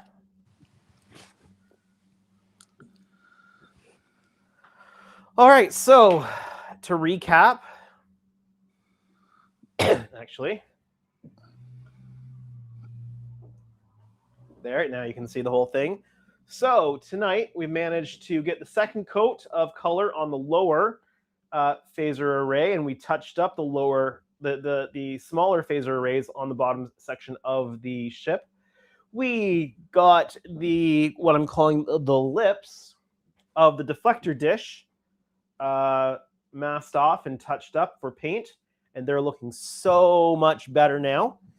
Like I said, Lou was surprised at how good I was able to get those on the other one, because he was saying that it was a struggle to do that. So those have been taken care of, and we have also gotten the ring around the bridge painted and done. So I still have to install the impulse engines, which is going to require modifying the size of those lenses so they fit into the housing properly. We'll get yellow onto the intercoolers, and I'm noticing there's a little bit of paint touch-up here that needs to happen with the base color before that happens. And I have to get the copper onto the chiller grills, which involves matte coating the chiller grills to start with so that they are prepared to receive the paint, and then getting that copper on there, and then getting all those teeny tiny strips of masking off, and then getting the whole thing. Then the whole thing, I think, is ready for gloss coat, and then the decal fun starts. So that's where we are at. And of course, there's a few touch-ups. I have to go over the whole thing because there's a few spots where there's like a divot because of the kit or whatever that just needs a little bit of paint fill. No putty, just basically filling some teeny tiny depressions with paint. So that's where we're at. I have to say, now that I see that ring painted on there, it just looks right. Yeah. Yeah. So there we go. For something I just said earlier that I never really maybe realized, now I see it there. It just, yeah. Yeah. All right.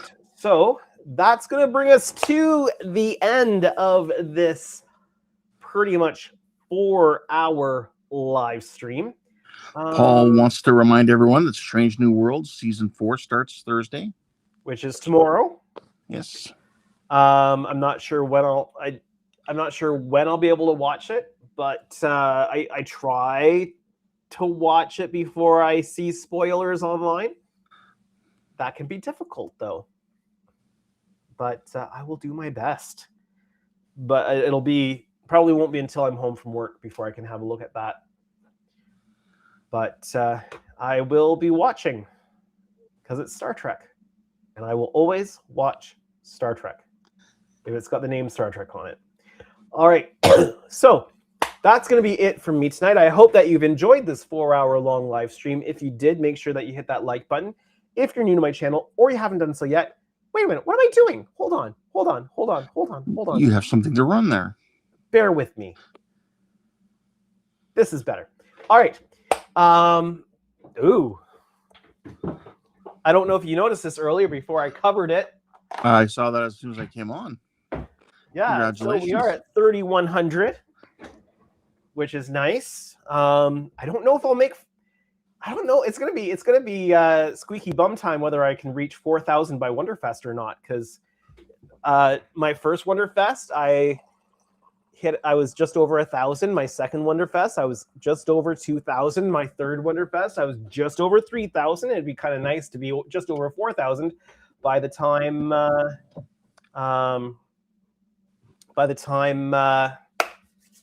Wonderfest comes around for my fourth Wonderfest.